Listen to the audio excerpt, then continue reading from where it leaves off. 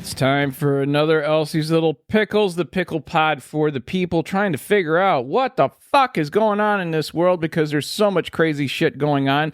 And this week, we have a guest pickle back in the studio. It is my son. It is Colton.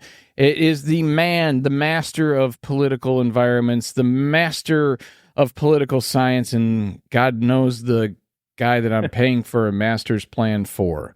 Hey, so I appreciate every cent of it. I know you do. And like I tell everyone else around me, they go, why are you spending so much money on that education? I go, that's my 401k. Hey, I'll get the cushy retirement job. That's I will make what sure I'm saying. That's all I'm saying. When the anarcho-parasite government is implemented with Waltzian characteristics, I will make sure that your retirement is covered. That's all I care about. That's all I need. That's all I'm looking for, is somebody on the inside looking out for the old man. Again, it's been an interesting couple of days. Normally, I would have Kiefer, your uncle, would be in your position. He is traveling currently, so I'm not quite sure what that travel schedule looks like. We might end up being able to sneak one in here and there with him. If not, I might have to lean on you again.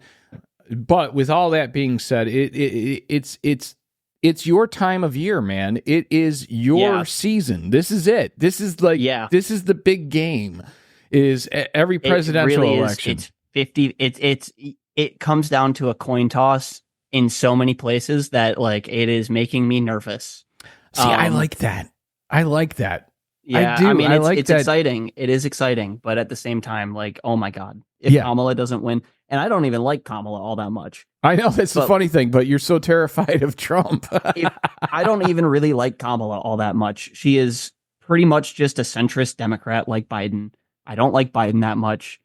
And there's nothing wrong with that. That's what people have to understand. Is it's okay to not be 100% behind the candidate that you vote for. You're never and no candidate is ever going to be perfect unless you're in a cult. So I mean, when you dial it down, here's the thing: when you dial it down to, you have let's call it 330 million people in this country, and you go through with a potential of losing 25 million because Trump.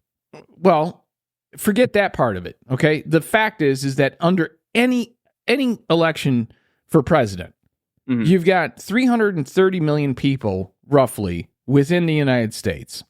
I don't know what the numbers are. Let's call it 2/3 are eligible to vote. Okay, so let's call it, let's not even call it that. Let's call it 150 million people. 160 million people are able to vote. Yeah. You go through the primary.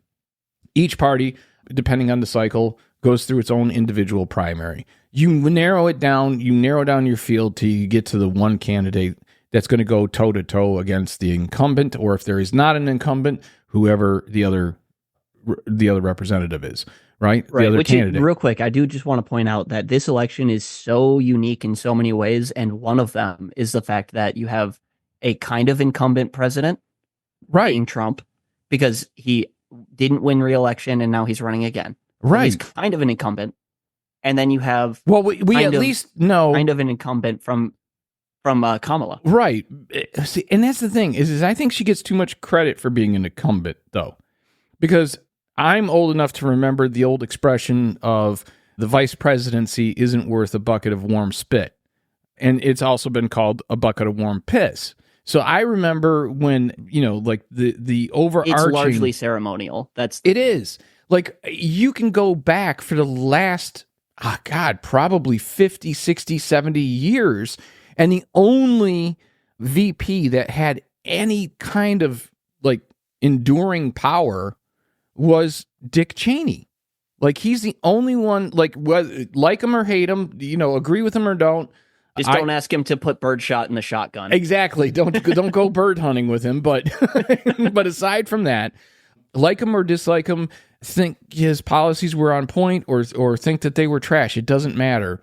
What you do have is one in 10 that had any consequential influence within. Yeah, and I mean, and that's the thing. It is largely ceremonial. I will give Kamala credit, though, with how divided the House and Senate are. She has been abnormally active as vice presidents go. Yes, yes. So there is that as well. She does have a record. Yeah, and I mean, and again, that's kind of where it falls. Agree with it or disagree with it. Basically, where this pod will drop is, let's see, this is gonna drop in a day or so, and that's gonna put us as, let's see, that will be essentially the last. That will be week. The last. This is going to essentially be the last podcast that we do prior to the election, because on election day you won't hear my sultry tones until after the election.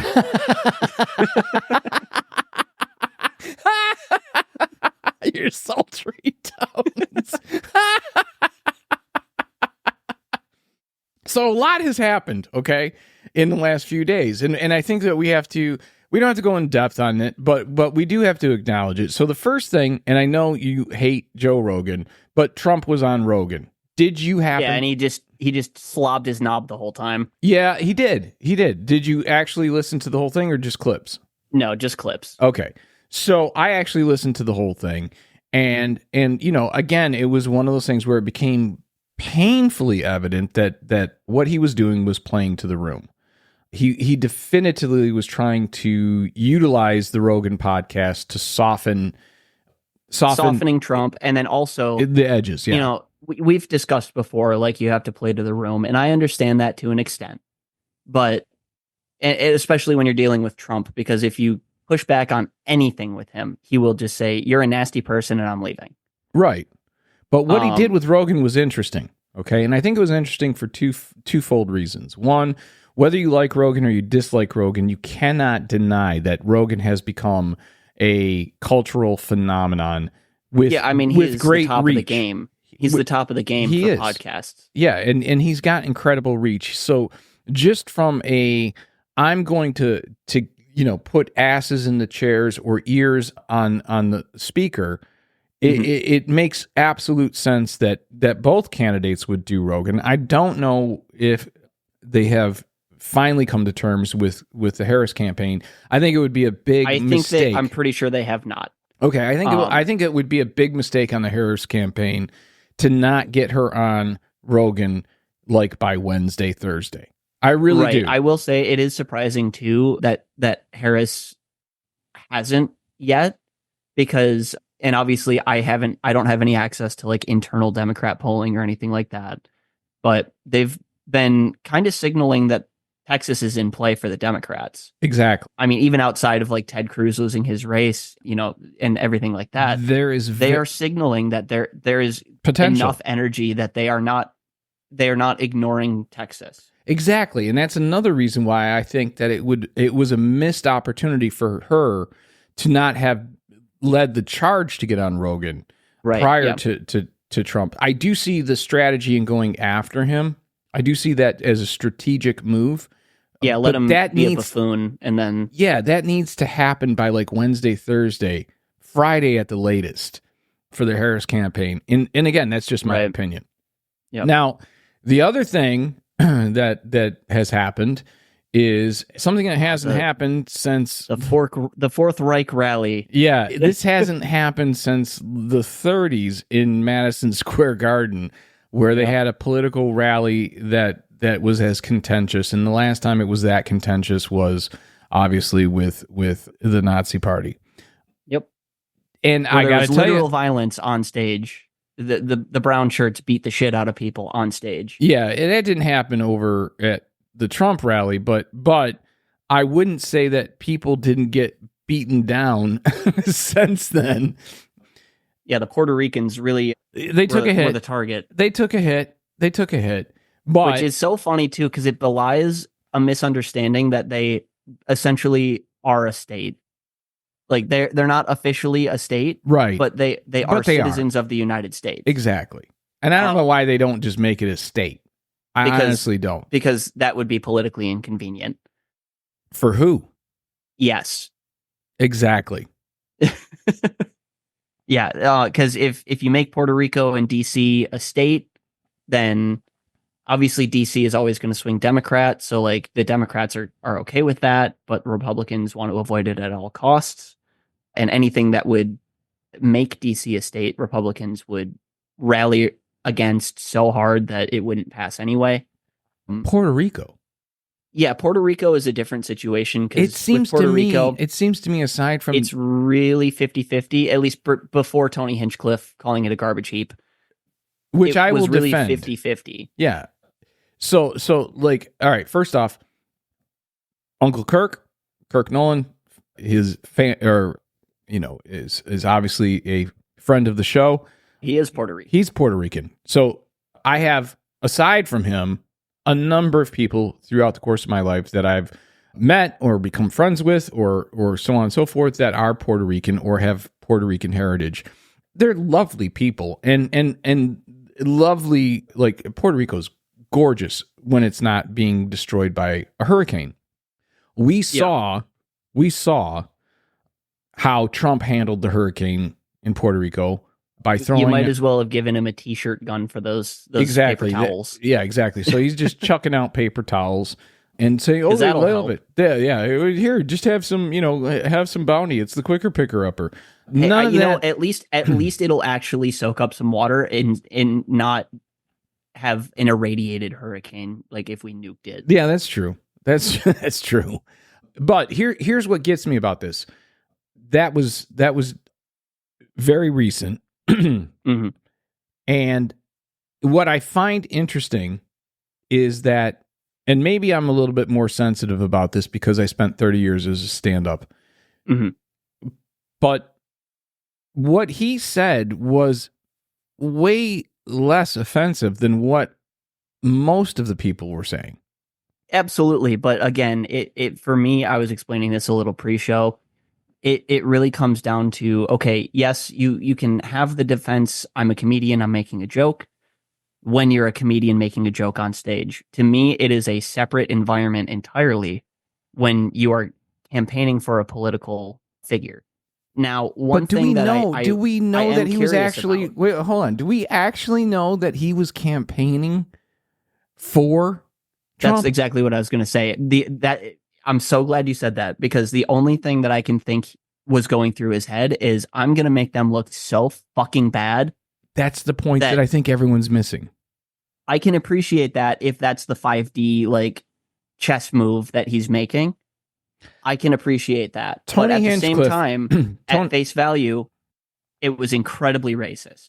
Okay, so let me give you that argument. Let me give you the argument that it was absolutely racist. Okay, let me give you all of those arguments on. No one laughed. Like, no one laughed. But that's the thing too. Well, hold on. You hire, and I'm willing to bet. At some point it'll come out that Barron Trump was the one that said you need to have Tony Hinchcliffe. I'm willing to put money on that, because Barron has been whispering in Donald's ear about all these different podcasts that he didn't know about. Okay. The only one that he knew about, and he didn't even know that much, was Rogan, right? Yeah. But all the other shit that he's done, he didn't know. If you have a pulse today, you probably have listened to Joe Rogan. Yeah, well, yeah, exactly. But the rest of them, he had no fucking clue. He had no fucking Theo clue. Von and he had no idea who fucking Theo Von was. I mean, come on. There's no way. You get some sped kids. Yeah, I mean, like, give them milk and make them laugh until it comes out of their nose. Exactly.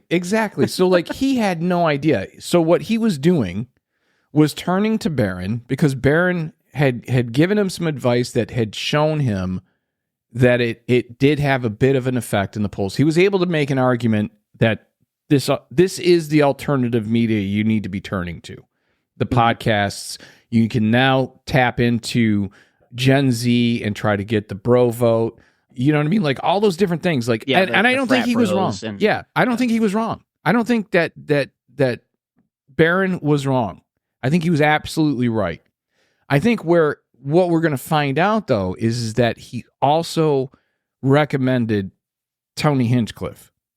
And the Kill Tony show has been going on for 10, 12 years, something like that. Mm-hmm. Tony Hinchcliffe, with that show, this is what most people don't realize.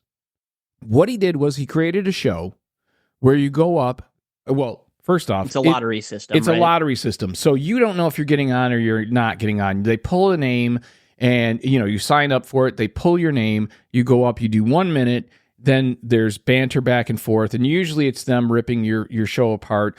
But more importantly, what it is showing young comedians there's a path. There's a path. Not only is there a path, but even though we're going to bust your balls, even though we're going to ridicule you and make you feel like so embarrassed and so much like shit, afterwards, we're going to come and give you a hug. We're going to bring you in and go, it's okay. for the betterment of your set and It's your exactly career. that. It's exactly that, okay? And he's done more by doing Kill Tony every fucking Monday, every week for 10 plus years. He's done more for stand-up comedy and more for stand-up comedians on a personal level. The only one that even comes close, and this is not even close, is you got to go back to Rodney Dangerfield, for fuck's sake, with the Young Comedian special. There's been no one who has put young comedians in the position of having opportunity to open up. For fuck's sake, they go like, who's this no-name Tony Hinchcliffe? He fucking sold out with Kill Tony. I think 2 shows, maybe 4 shows of Kill Tony at Madison Square Garden within the last couple of weeks. Okay? So you're talking about somebody who has developed something that is essentially an open mic and has done so in a way that no one else has done by bringing in the internet, making it a podcast, showing it online, and consistently doing this even during the pandemic. Yeah. He's never been any different than what you saw. And that's totally fair. For what it's worth, I've only ever been exposed to him as a host of Kill Tony. So you know how vicious he gets. Yeah, absolutely. I understand, like, it's just his brand. And that's the point. That. But when it comes to his participation in the Trump campaign, for me, this isn't where I think there's only 2 ways you go with it. Either you take it at face value and you recognize, okay, you're expected to be of a different caliber when you are campaigning politically, and that's not to say that anyone else on that stage was innocent. They are all guilty. Oh God, right? yeah. So that's it's not singling Tony out. It applies to all of them, but we knew about all of them. No. See, that's the thing is so if somebody comes to me and says, "Oh, you're just giving him a pass because he's a comedian," and I say, "Well, you're just giving, Johnson a pass because he's Speaker of the House or he's a politician. You're just giving Matt Gaetz a pass because he's a Republican." That's all bullshit. Right. That's my point. Again, I'm not giving them a pass. I'm saying it applies to them as well, but it was expected out of them. That's my point, though, is that you when you're on the campaign trail, right, and you're deciding, okay, we're going to do Madison Square Garden. We know we're going to get some shit for this because it's going to get compared to the Nazi rally of 38 or 39. Which I don't know if you saw it. Sorry, just quick aside. I did see it. Obviously, it was not a real like Trump-sponsored like lawn sign, but I did see images like on the road to Madison Square Garden. Mm-hmm. There were Trump 2024 signs, like Trump fans signs that had a swastika with a T in it for Trump. I don't doubt that. Again, like this is my point. They're going after Tony all over the news, right? So like he's been, lambasted all day long on CNN. He's been lambasted MSNBC. I'm sure I haven't watched Fox in the last 24 hours, so I'm not sure about Fox jerking him off. No, I don't think that they are. I think that they saw it as a bad thing for Trump. So I think that they're probably ridiculing him as much. And I could be wrong, but that would be my guess, is that they're on his ass as much as anyone else is. My point is this. If you're on the campaign and you're figuring out who's going to be on the stage for Madison Square Garden, knowing ahead of time that you're already under scrutiny for, the fact that Trump has said pro-Hitler things according to his generals. Oh, not just pro-Hitler, like actually saying like, I wish you were behaving like Hitler's generals. Yeah. And even so far as the his own daughter, the blood of the nation. The vermin. If Ivanka wasn't my daughter, I'd fuck her. Let's go to Ivanka saying he keeps a copy of Mein Kampf in his bedstand. Okay. So like when you know that your dude, Trump, already is carrying all of that baggage. And then you go... He's a Hitlerite. Well, but then you go, all right, we're going to do Madison Square Garden. Okay? Yeah. And we know that there's some historical aspect to the Nazi Party and Madison Square Garden. So you're already Trump doesn't know that, but yeah. You're already setting... Well, yeah, but I cannot, for the fucking life of me, believe that his people and also don't not know to that. mention his dad was in the KKK. Like, all of that is irrelevant to me. I'm trying to focus down on the fact that there was somebody in his campaign, whether it's his campaign manager or whoever, who's going, okay, I get it. You want to do that. Mm-hmm. I don't think it's the best look. And here's the reason why. Okay, you still want to do it? Great. I don't think it's great, but all right, we'll move forward with it. Yeah. And, oh, okay, I get it. You want to do that, not because you necessarily think that New York is in play, but you just want the biggest audience. You want to be able to say that you played Madison Square Garden, and this may be your only opportunity to ever do that. So that's an ego. If you lose, you're going to jail. Yeah, so that's an ego thing, okay? Yeah. And you know you're not going to win against Trump's ego. And then you've got Barron, I'm sure, or somebody, if not Barron, whether... It was probably either Don Jr., Eric, or Barron. It was one of those three. I guarantee you it wasn't Ivanka. I mean, no. All right? So it's one of those three whispering in his ear, you need to get Tony Hinchcliffe, right? Tony Hinchcliffe in. Now, if I'm in charge of, final say of presenting to Trump, okay, this is what we're looking at. Mm-hmm. And you got three people that you can axe. We've got three extras on here, right? Yep. If I present that to him, and I know without a doubt, because I've watched 5, 10, 12 hours of Kill Tony. Mm-hmm. Even if all I've done is watch an hour of just Tony Hinchcliffe, I know the brand, and I should know what I'm getting into.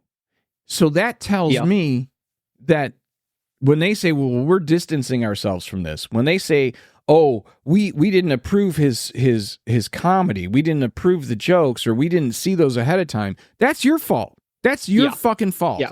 First off, all right? You name one political environment, whether that's, I don't even care what it is, all right? The dinner that they do with all of the journalists, where they have a comedian hosted. Every single time, it doesn't matter who the comedian is, there's always a big brouhaha over this joke or that joke or some bullshit, right? So you know you're going to get that regardless, right? So there's going to be something that offends somebody, and that's because you got 330 million people and you can't make everyone happy, all right? Yeah, which does lead me to my second point. If you're not going to take Tony Hinchcliffe at face value, then you have to assume that he did that specifically, intentionally, in order to make Trump less votable. Which is my point. And I don't think that so when and if after the election 5th, he comes 6th, out and 7th, says that's why, then I'll take it. I'll accept it. But here's the thing. What good does it do to take credit for what people can't see, obviously? Right? So in his mind, because this is how, I guarantee you this is how he's thinking. Mm-hmm. Right? And I'm basing this off of what I've seen as far as his response on this whole thing. Okay? Yeah. His whole point is, if you didn't get the joke, you didn't get the joke. But you're welcome if Trump loses. Has he said you're welcome? Not yet. Okay. But I really think that could be coming. Okay. Like that would not surprise me at all. Again, and the reason is, if that's like I think it is possible that is a significant enough factor to sway the election last minute. I don't think he would ever do that, though. I don't think he'd ever come out and take credit for it. I think he's willing. He's one of those guys who's willing to take it on the chin and be the secret squirrel who just goes out and says, I did it because it's a fucking joke and I think the joke is worthy. That's how I'm coming out. Now, if my joke means that you didn't vote for Donald Trump, well, cool. Great. Mm-hmm. But I guarantee you my joke didn't make you vote for Donald Trump. Yeah. Yeah, that's the thing. Like, After that, anyone that is going to vote for Donald Trump was going to, whether or not he said that. And this is my point with stand-up comedy. Sometimes, and you know this, even, you know, you're very much into music. You know this even with music, okay? Sometimes when you tell the story in the song or you tell the story in the joke, you have to paint yourself as the bad guy till the end in order for it to make sense and resonate with the audience. And yeah, well, I mean, I guess you do even see that in music. Like if we look at David Bowie, he did have that phase as the Thin White Duke where he was literally just a fascist. That was the character. That was the character. Whether or not he was actually of that opinion or not, we don't know for sure. No one knows but him. No, but and you know why? You know why no one knows but him? Because that's the jar up. Well, yeah, he's dead. That's part of it. But it was also, that's the art of it. Like, well, that's the whole point of being an artist, is to hold up the mirror. And if you don't like what you see in that mirror, well, don't blame the fucking mirror. Okay? Yep, and that's always been my argument. Like, I used to say that right on stage to my audiences. Look, I would do a joke and they'd be like, oh, I couldn't believe I did that. I'd be like, you know what? Fuck you. Fuck you. My job is to hold up the mirror. If you don't like what you see in it, don't blame me. Okay? And that's what Tony did. In my opinion, I mean, 100%, no two ways about it. And I think he did it as an artist. I don't, regardless of what his political beliefs may be, I think he's first and foremost an artist. And I think in being an artist, first and foremost, he did exactly what his job was, to upset the status quo. And boy, did he fucking upset it. But, okay, so I will push back on that real quick, and then I think that would be a good stopping point. Is it really upsetting the status quo of MAGA? And I'll just keep this as a rhetorical question. Is it really upsetting the status quo of MAGA to have someone go out there and say a racist joke? No, it just brings to more, me, it just that's brings not more upsetting. No, it just brings more attention to it. I'm not saying that he's upsetting MAGA. I'm not saying that at all. I'm saying he's upsetting liberals. I'm saying he's upsetting Democrats. I'm saying he absolutely is. I'm saying he's upsetting the establishment legacy media. Absolutely. And what comes with that? What comes with that? Continuous coverage, continuously bringing up your name, continuously showing the clip, continuously driving home how bad this is, right? And he did it with a fucking joke. He did it with something no politician has been able to touch Trump with. Like, never has there been this much attention to the Republican Party or the Trump presidency. Yeah. So he did his job. It's just not the job it's just not the job that Trump hired him for. That's all. That's fair. And I got to tell you, if I was on stage the way I was previously, and if I had that opportunity, I would have done the same fucking thing. I would have taken the gig. Yeah, I'll take that fucking paycheck. And guess what? No, you don't get to preview my material. You either hire me or you don't. If you want me on stage, I will go up there and be on stage. But you're not picking and choosing. Checking me. You're not getting into it. You know that. You know that you probably remember hearing me tell fucking bookers, I'm not doing that gig if they're going to try to tell me what I can and can't say. Yeah. Yep. So fuck you. Now, you hire me for a gig. I don't care what the gig is. I don't care. I don't care if it's a fucking funeral. You hired me. I'm assuming you know what I do then. Yeah. And I'm assuming you're going to trust me to do what I do. And then you're going to fucking pay me for doing what I did because that was the deal. And I think he just brought down Trump's campaign. He very well might have. And again, like, if that ends up being a deciding factor, I'm more than happy to give him credit for it. Well, that's why I say that you cannot always look at these stories just at face value. I think that you have to look at them from the point of view of, well, wait a minute, what's the narrative here? And how is this going? What's the chess move? What's the chess move? And why would he do that knowing it was going to be incendiary? He knew that. Come on. He knew that. He's been doing comedy for long enough. He's not a fucking noob. You know what I mean? He's a very skilled comedian. He's a very, very dedicated writer.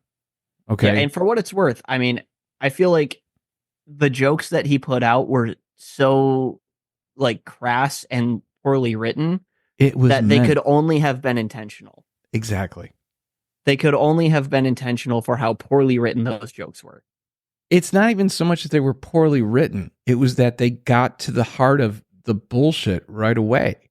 It's not even a poorly written joke. Like the bait and switch on to me that's a drunk uncle at Christmas dinner like kind of joke. Like that's what that But is. if that's what you intend to write because you know that you're going to have 10 drunk uncles at Christmas dinner and you want to be the one that gets them all to laugh, that's an intelligent move.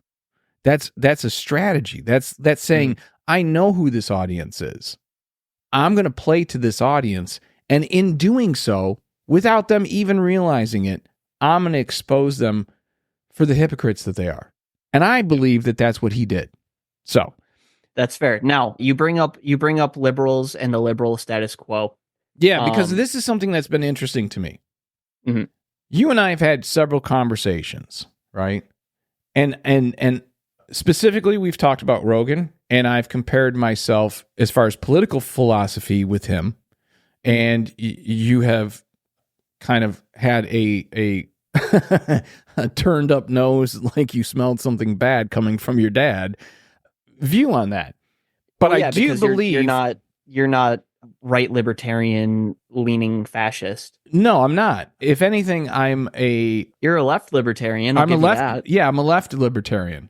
Definitely. Yeah. I would say I'm definitely every political test I've ever taken has shown me to be a left-leaning libertarian.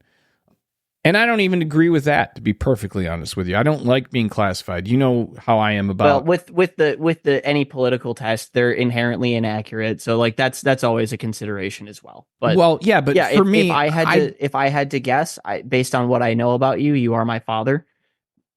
You're a left libertarian. Like I am. You know, if you don't like the label, that's cool.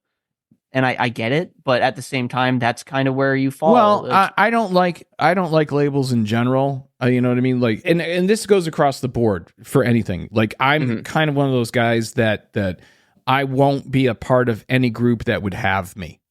You know what I mean? Like, I really do feel that way. Like, okay, well, wait a minute. Why do I? First something's off, fucked up with your vetting process. Yeah, something's not right here because I know what goes on between my ears. Yeah, you know what I mean. And if you're my people, then that's a problem because that means that we all have similar thoughts going. And that's just like there's a lyric from a Sting song, right? Mm-hmm. And I've always loved this lyric. And in the lyric he says, and it's a throw. No, yeah. EO. Every little thing she does is magic. So like I am very much one of those people that I don't like joining. I'm not a joiner, and you know this. I mean, your entire life. I mean, I don't even have friends over. You know what I mean? Like I'm not. I'm not the guy that throws the party. I'm not the guy that wants company. I actually want exactly the opposite. I want to be left the fuck alone, even if it's from my friends, right? But there's this great line from this song, and I wish I could remember the name of the song right now, but it's a Sting song, and I believe it's off of, well, it doesn't matter. And the lyric is, men go crazy in congregation, we only get better one by one. And I've lived by that in many ways, in the sense of, yes, sometimes you do need to lean on other people, and you need, whether that's masculine support or feminine self-improvement is your self-improvement. But at the end of the day, yeah, exactly. If you're going to be better, it's because you made a decision to be better, no matter what that is. And you worked yourself to do that. And by the same token, I also wake up every day, I look in the mirror while I'm brushing my teeth and I go, how do we do better today? You know what I mean? How do I do something better today? Knowing that, 6 out of 7 days I'm going to fail at being a better man, but on that one day, I might do something better. And I think that's something that at least for me is something to strive for. Okay. Mm-hmm. But with that being said, libs. Well, no. Yeah. The libs. The problem that I run into is when I was your age, I was considered one of the most liberal people in all of my groups. Okay. Yeah. Maybe at the time. What's that? What'd you say? Maybe at the time. Well, this is my point. Okay, so we're about 30 years apart. Okay, and granted, a lot can happen in 30 years, but some things don't change, right? Some things don't change in people. Yeah. So to me, I consider myself to be basically a classic liberal in the sense of I'm very socially liberal and I'm very fiscally conservative. And I know that doesn't necessarily fall into what classic liberalism was.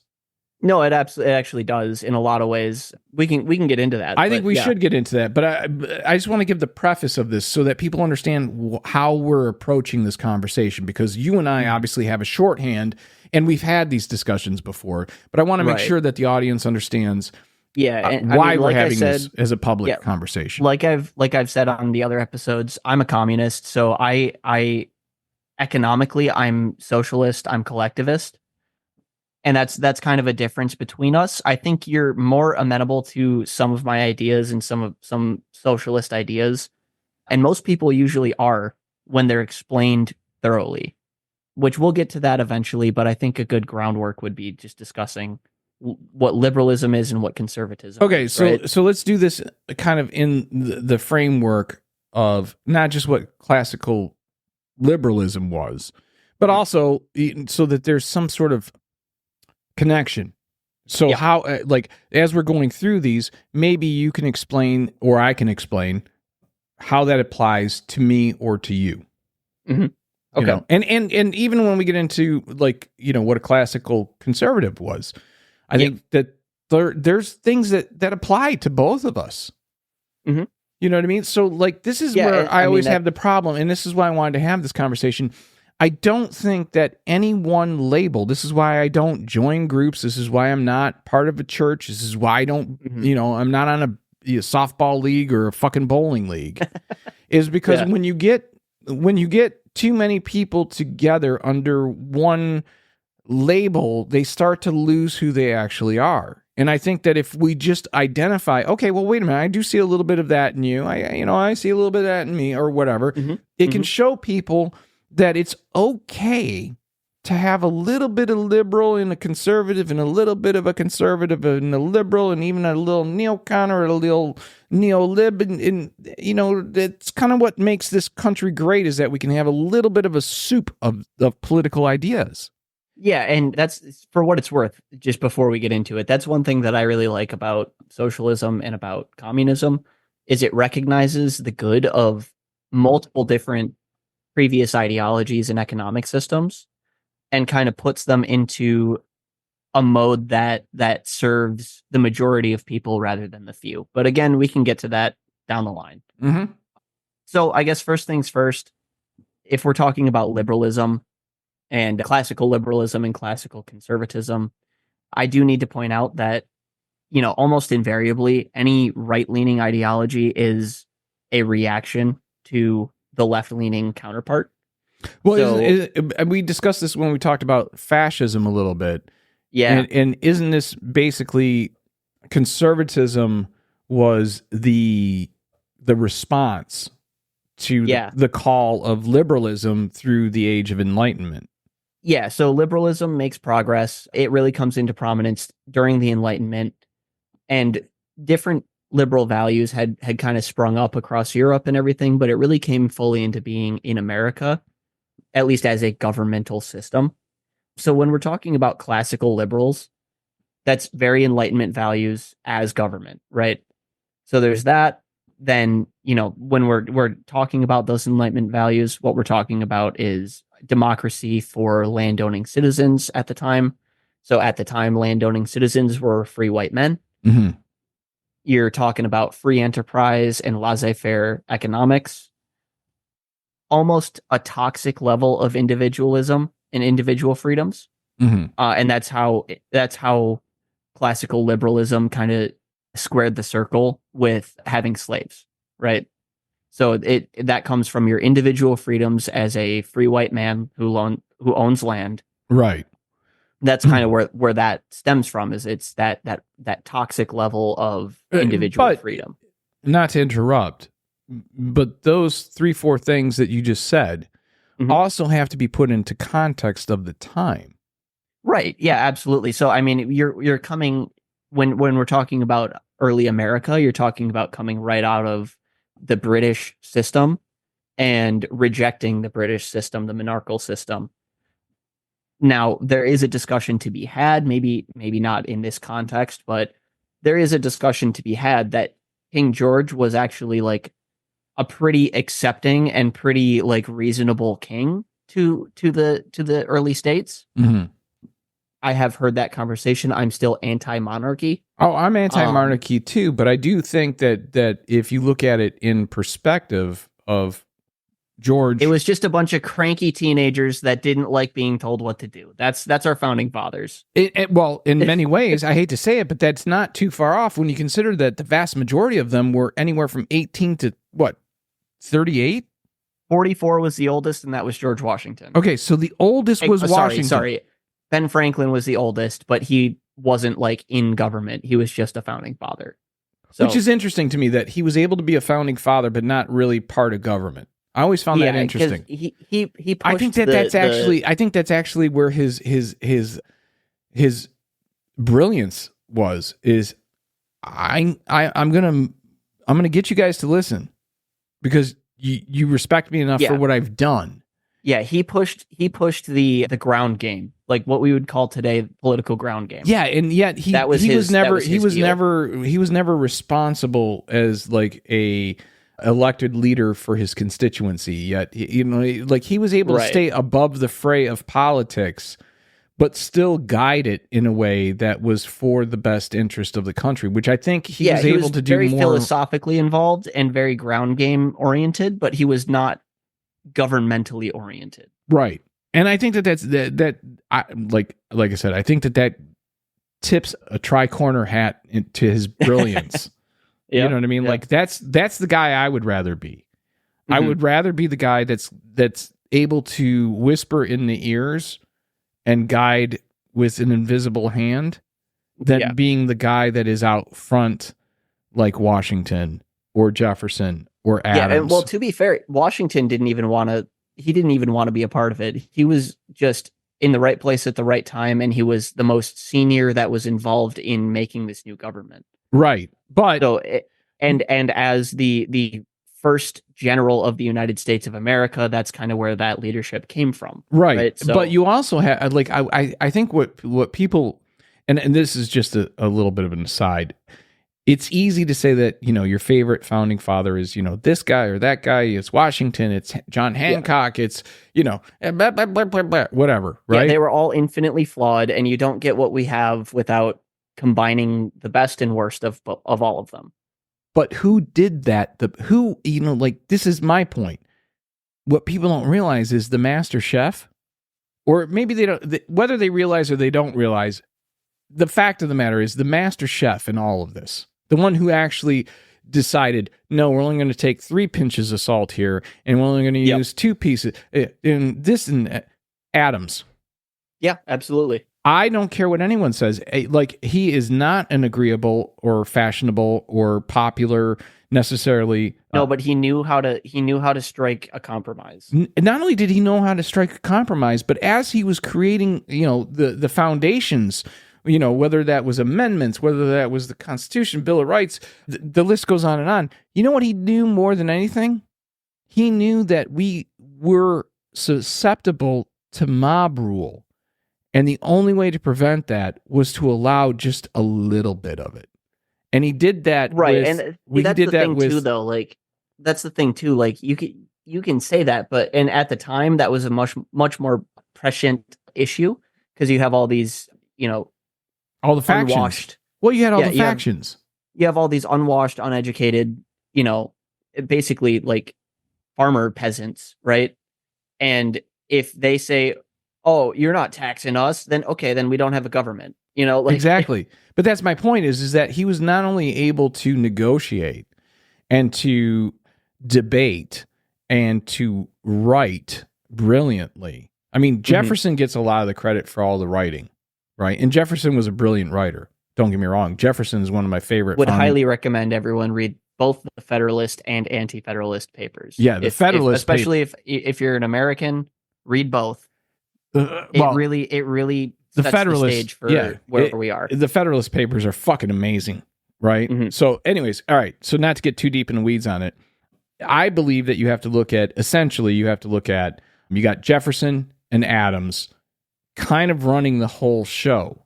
Yeah, and then you had Franklin, who was able to execute in a way that no one else could execute. He was like I said, he's very ground game oriented, very philosophically oriented, very much but not press the flesh, not interested in the rat race. No, and the thing that was interesting about Franklin was the fact that he was very much interested in playing the part. So when he went back to France, as an example, he went wearing the coonskin hat. He's like, I'll play the fucking rube. I'll play the outdoorsman, and got more pussy than anyone else. And and he's in his 60s and 70s, and he's just tapping France ass right and left, right? He's just nailing them. He's nailing them. They weren't smelly now. Yeah, I can't even imagine. They were doing shit. I mean, come on. Franklin was getting more tail than anyone else out there. And I don't care. I mean, like he got guys like fucking Jefferson. He's like, yeah, I'm getting my black slave, and Franklin's like, bitch, look, I'm getting royalty over in France, right? And I'm 40 years older than you. So you gotta love Franklin just for the fact that he understood. It's one of those things where I'm so old, my balls float in the bath. Exactly. And I got a deep bath, right?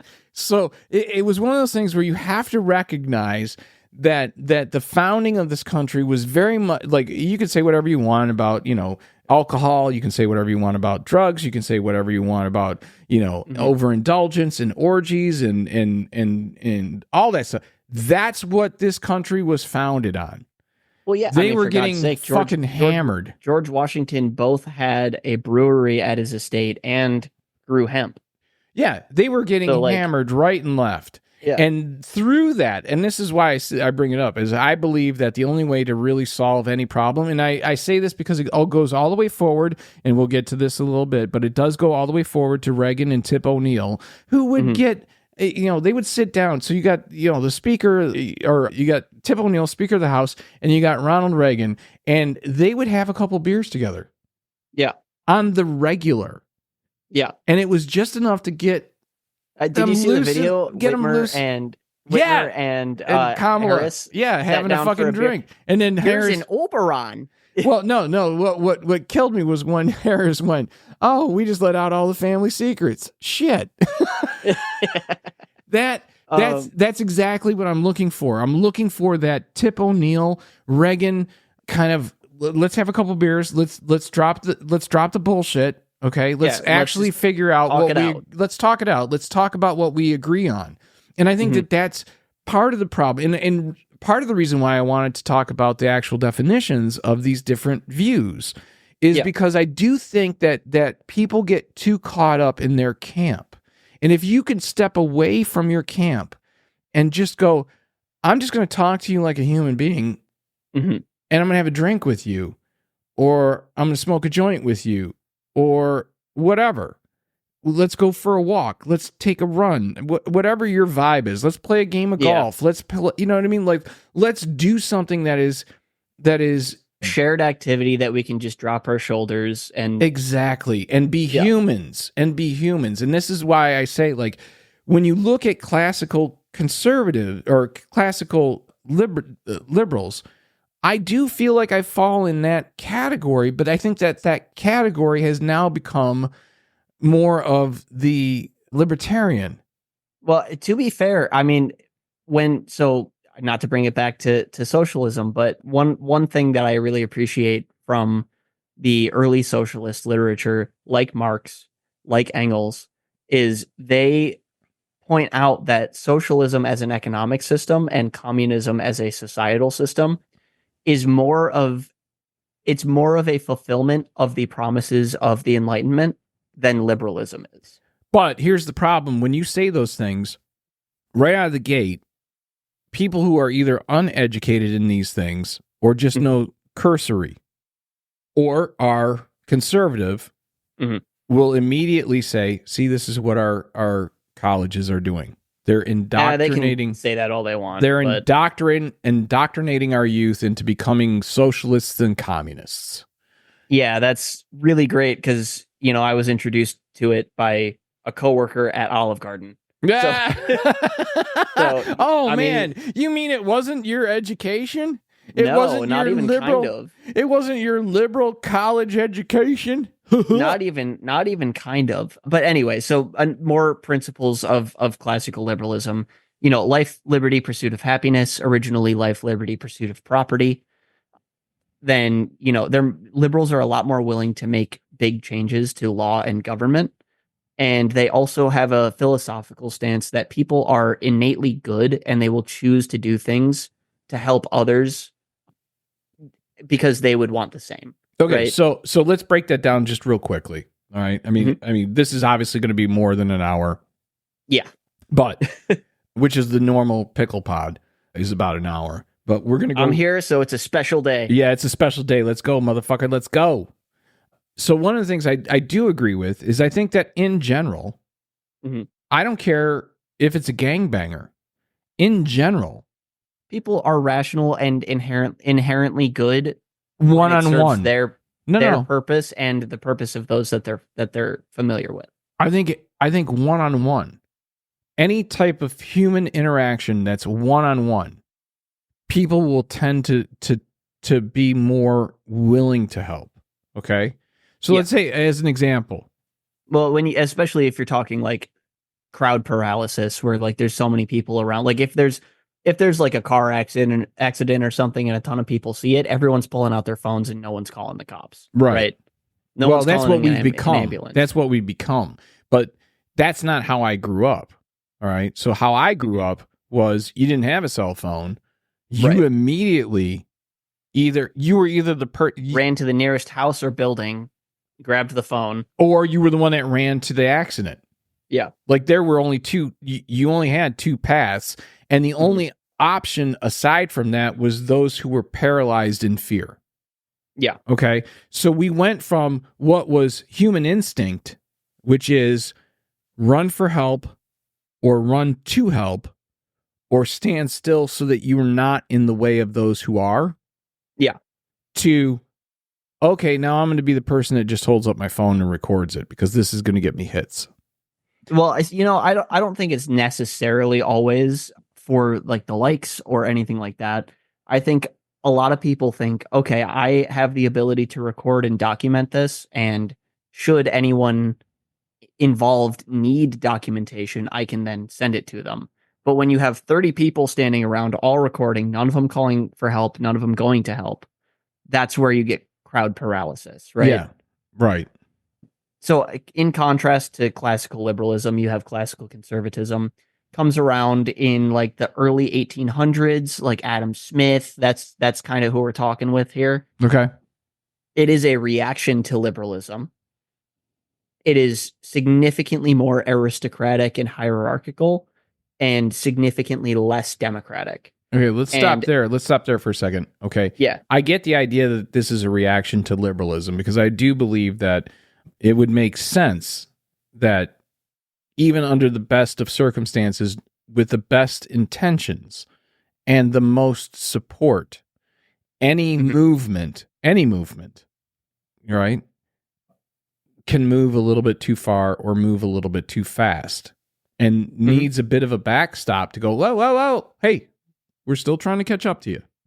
Or and that would be understandable. Far. That would be understandable if the less democratic aspect wasn't in favor of a more aristocratic hierarchical system.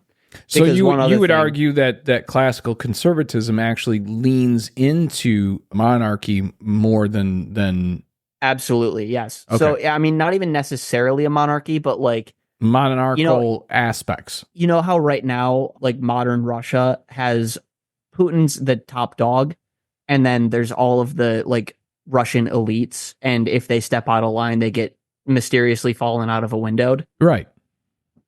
So that's kind of more of a classical liberal taken to an extreme because Putin's a fascist, but that's kind of the setup is where you have all these elites. Yeah, you have all these elites and they're the top dogs. That's bar none. If you step to any of them, you're gonna get in trouble. But that would be represented then today by like the Elons. Yeah, Elon or the billionaire class, I should say. Yeah, absolutely. Yeah. Some other like philosophical things with them, the classical conservatives, they believe that people are inherently irrational, unlike liberals, unless they are born into the right class. So it's very like bloodline oriented, very aristocratic right there, right? Now, do you think I get that that's where the origin was. Do you still think that that's the case today, though? Today, no, but we will be getting to that very shortly. Okay, so that's when we get into the neo. Is what we're talking about today. I mean, most people that call themselves conservatives today, whether they say classic conservatives or they say neoconservatives, they're neoconservatives, right? It's just you can't avoid being of that mindset in today's day. Like your material reality has to inform your ideology, right?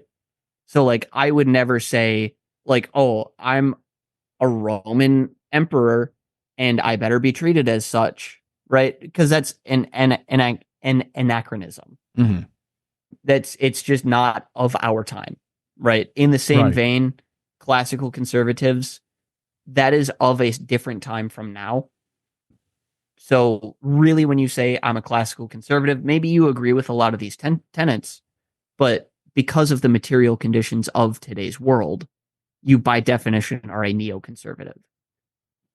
So another thing, they're very traditionalist, the classical conservatives. They're really skeptical to quick changes in government, and they think people are inherently evil or capable of evil at bare minimum. And the only thing stopping them from enacting that evil is threat of punishment to keep them in check. Right? Which is interesting to me because I don't think that keeps people in check.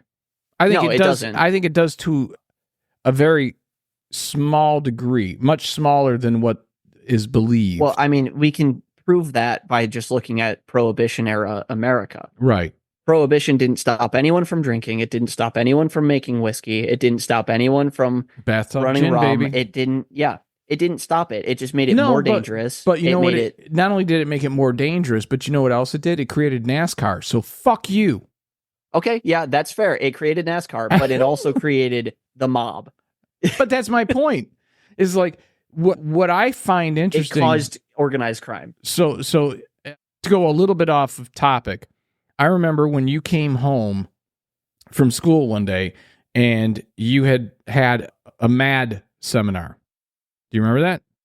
MAD seminar? Yeah, no, I remember DARE. Or DARE. Maybe it was DARE. I thought it was MAD, but it might have been DARE, right? And do you remember how that conversation went between me and you? Yeah, I do, because I remember you said, don't believe a fucking word of it. Exactly. If you have questions, talk to me.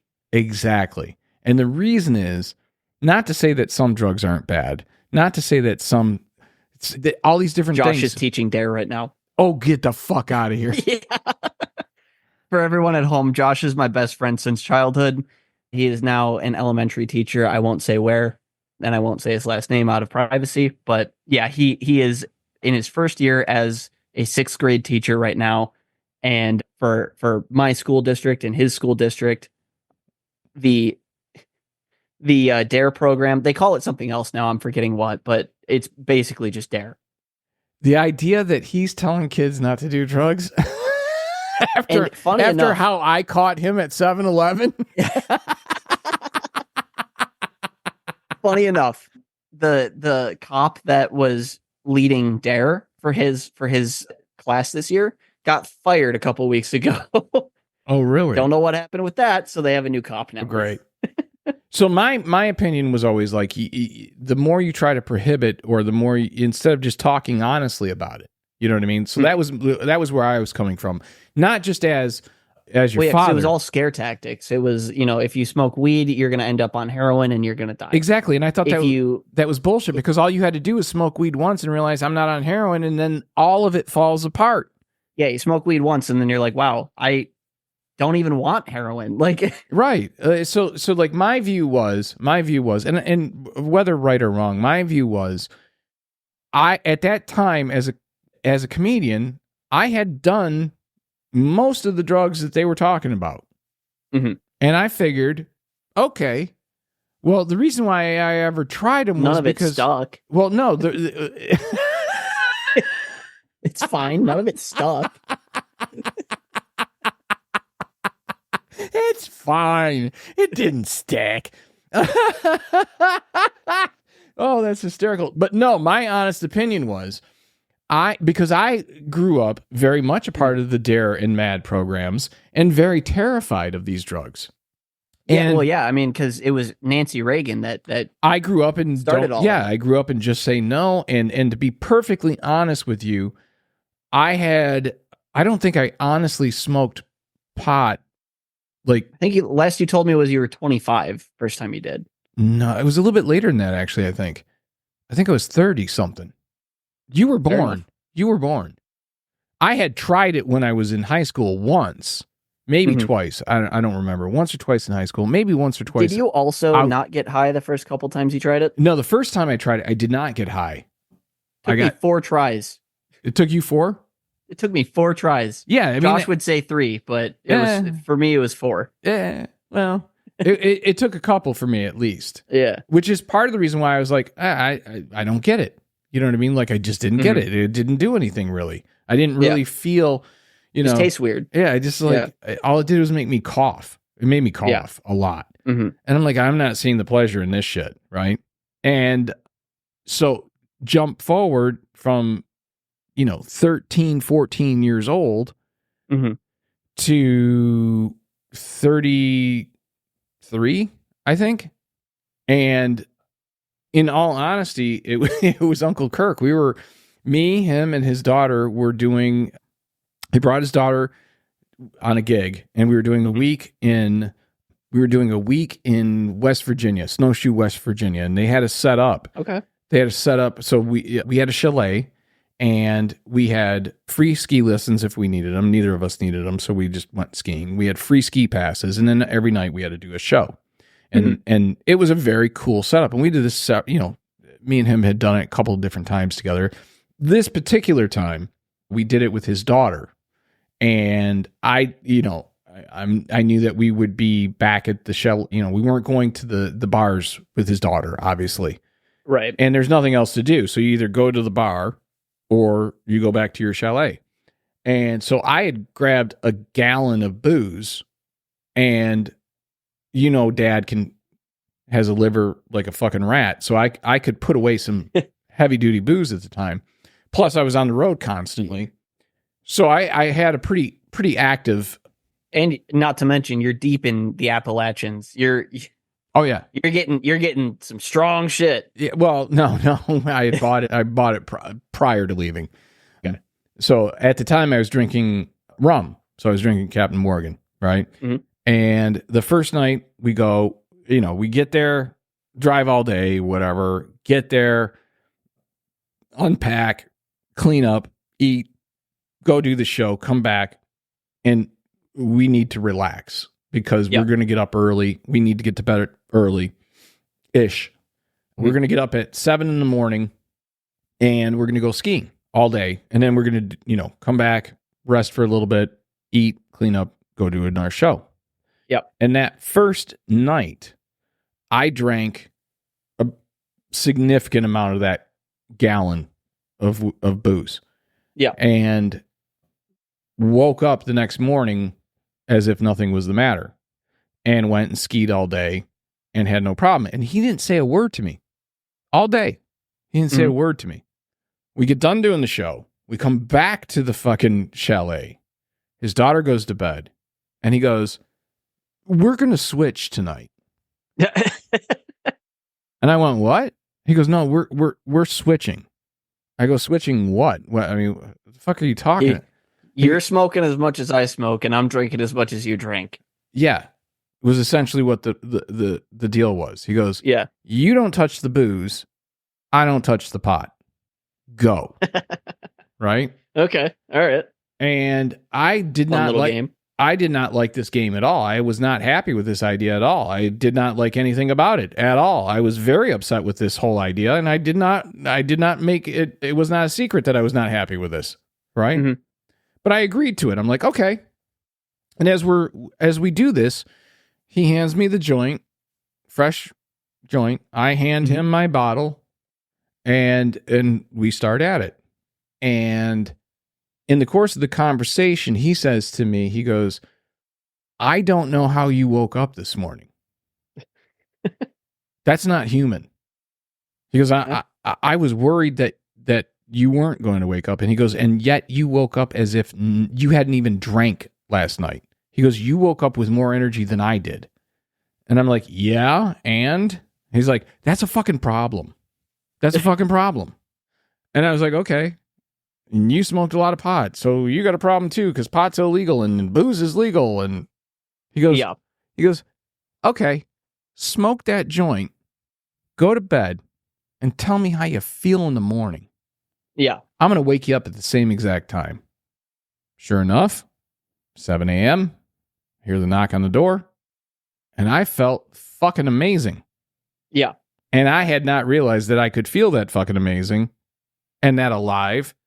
And I realized I was working at not even 50%. I was working at like 30%, you know? And then I was like, oh, wait, this shouldn't be illegal. This should be legal. That should be illegal. The booze should be illegal. Yeah, you know? And I still love my whiskey, but then you look into it and you see like, okay, alcohol, it like there's literally, you know, it used to be like, oh, you know, a glass of wine with dinner, you know, that's like good for the heart. No, it's not even, that's not even real. Like, but here's the funny thing. That's what shaped my opinion. That particular incident is why I approached the conversation with you regarding that. Mm-hmm.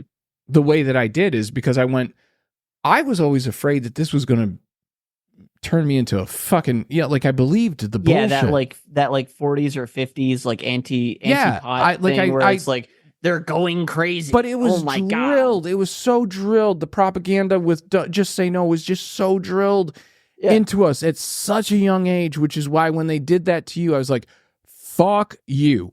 All right, here's the deal. You're not smoking pot until you're X amount of age, but it's not going to turn you into a heroin addict. It's not going to do this. It's not going to do that. So like I was very honest with you about a lot of drugs, including even hallucinogenics. When you came to me, I'm like, yeah, I don't recommend it. I don't recommend it right now. But if you do it, this is how you do it. And I think that that's a lot more honest. Mm-hmm. I think that that's a lot better as far as like parental advice going, no, I don't want you to do these things. I don't want you to, freak out. People are going to do what they're going to do. And criminalizing aspects of it is just not silly. Changing anything. It's not changing. It's just a waste of time and money. Right. And you're ruining lives by doing it. So that's what I find interesting about the Republicans. If we get back to the classic conservative. Yeah. This has always been my view on the classic conservative, and correct me if I'm wrong, but they do seem to have this idea that if we don't like it, you should be in jail for it. Yeah, absolutely. I mean, there is an aspect of that with classical conservatives, but to be fair, there is definitely still some level of a connection between like the classical conservative and the classical liberal of do whatever the fuck you want, as long as it doesn't hurt me or my property. Now, wait a minute. You're saying that there's a common ground? Element. There's a common ground? I mean, like if we're doing a Venn diagram, there is a space where they meet? There is a minor overlap in that particular. It's got to be such a small slice. Right? I mean, that's got to be such a tiny slice. But it is still common ground, right? So, that gives me hope. Yeah. So, but really, where that common ground is kind of thrown out is where you're talking about the aristocratic, like genetic superiority over others because I was born into a rich family. And you were born poor, therefore I'm inherently better than you at everything, and I know more than you. But that goes exactly against the American dream.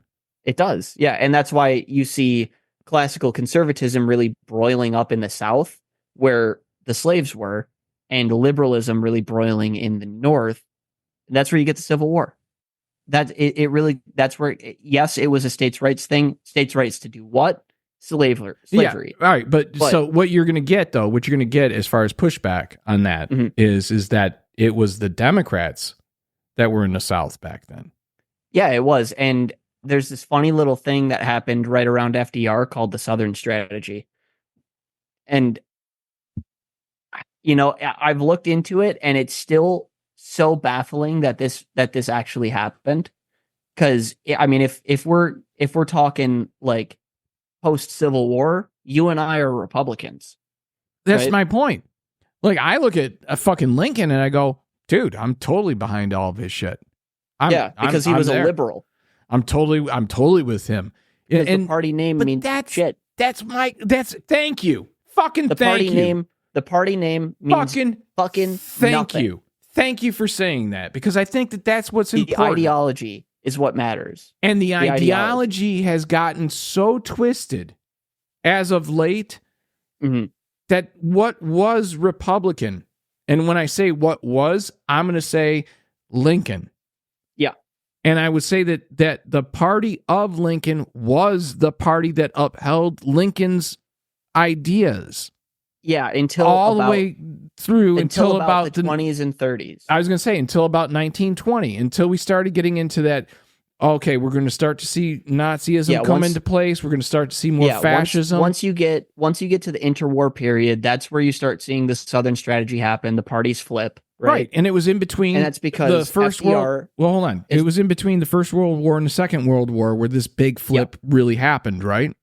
Yeah, and it's because FDR was a Southern Democrat, but he was very, very, very heavily influenced by leftists. He was very heavily influenced by communists and anarchists. You wouldn't have the 8-hour workday with weekends if it weren't for the anarchists who basically forced FDR's hand on that, right? Because there were a lot of strikes going on. There was a lot of leftist organizations kind of sprouting up. This is the era of Eugene V. Debs, right? So that's our first and only socialist candidate that has had like some traction. He was arrested by the state for being a socialist and ran from prison as a socialist. They arrested him for his beliefs. So I mean, which, if I'm not mistaken, is supposed to be illegal in the United States of fucking America. You would like to think, but it has always been legal. And I think you're going to see, depending on how this election goes, I think you could see that happening based on what Trump has been saying. The enemies within. I think if Trump gets elected, hey there, I'm a fugitive now. Exactly. And I think that anyone that has a platform that is large enough to draw the eye of Sauron to it. Oh my God. Don't even get me started. That's such a tangent. Oh my God. Have you ever looked into how obsessed some of the current American fascists are with Lord of the Rings? No. It's fucking disgusting. Really? And let me guess. It's disgusting. They're taking the Sauron side. Yeah. I mean, Peter Thiel, I'm forgetting the name of it, but Peter Thiel named his security surveillance company after the orb. No shit. Sauron's orb.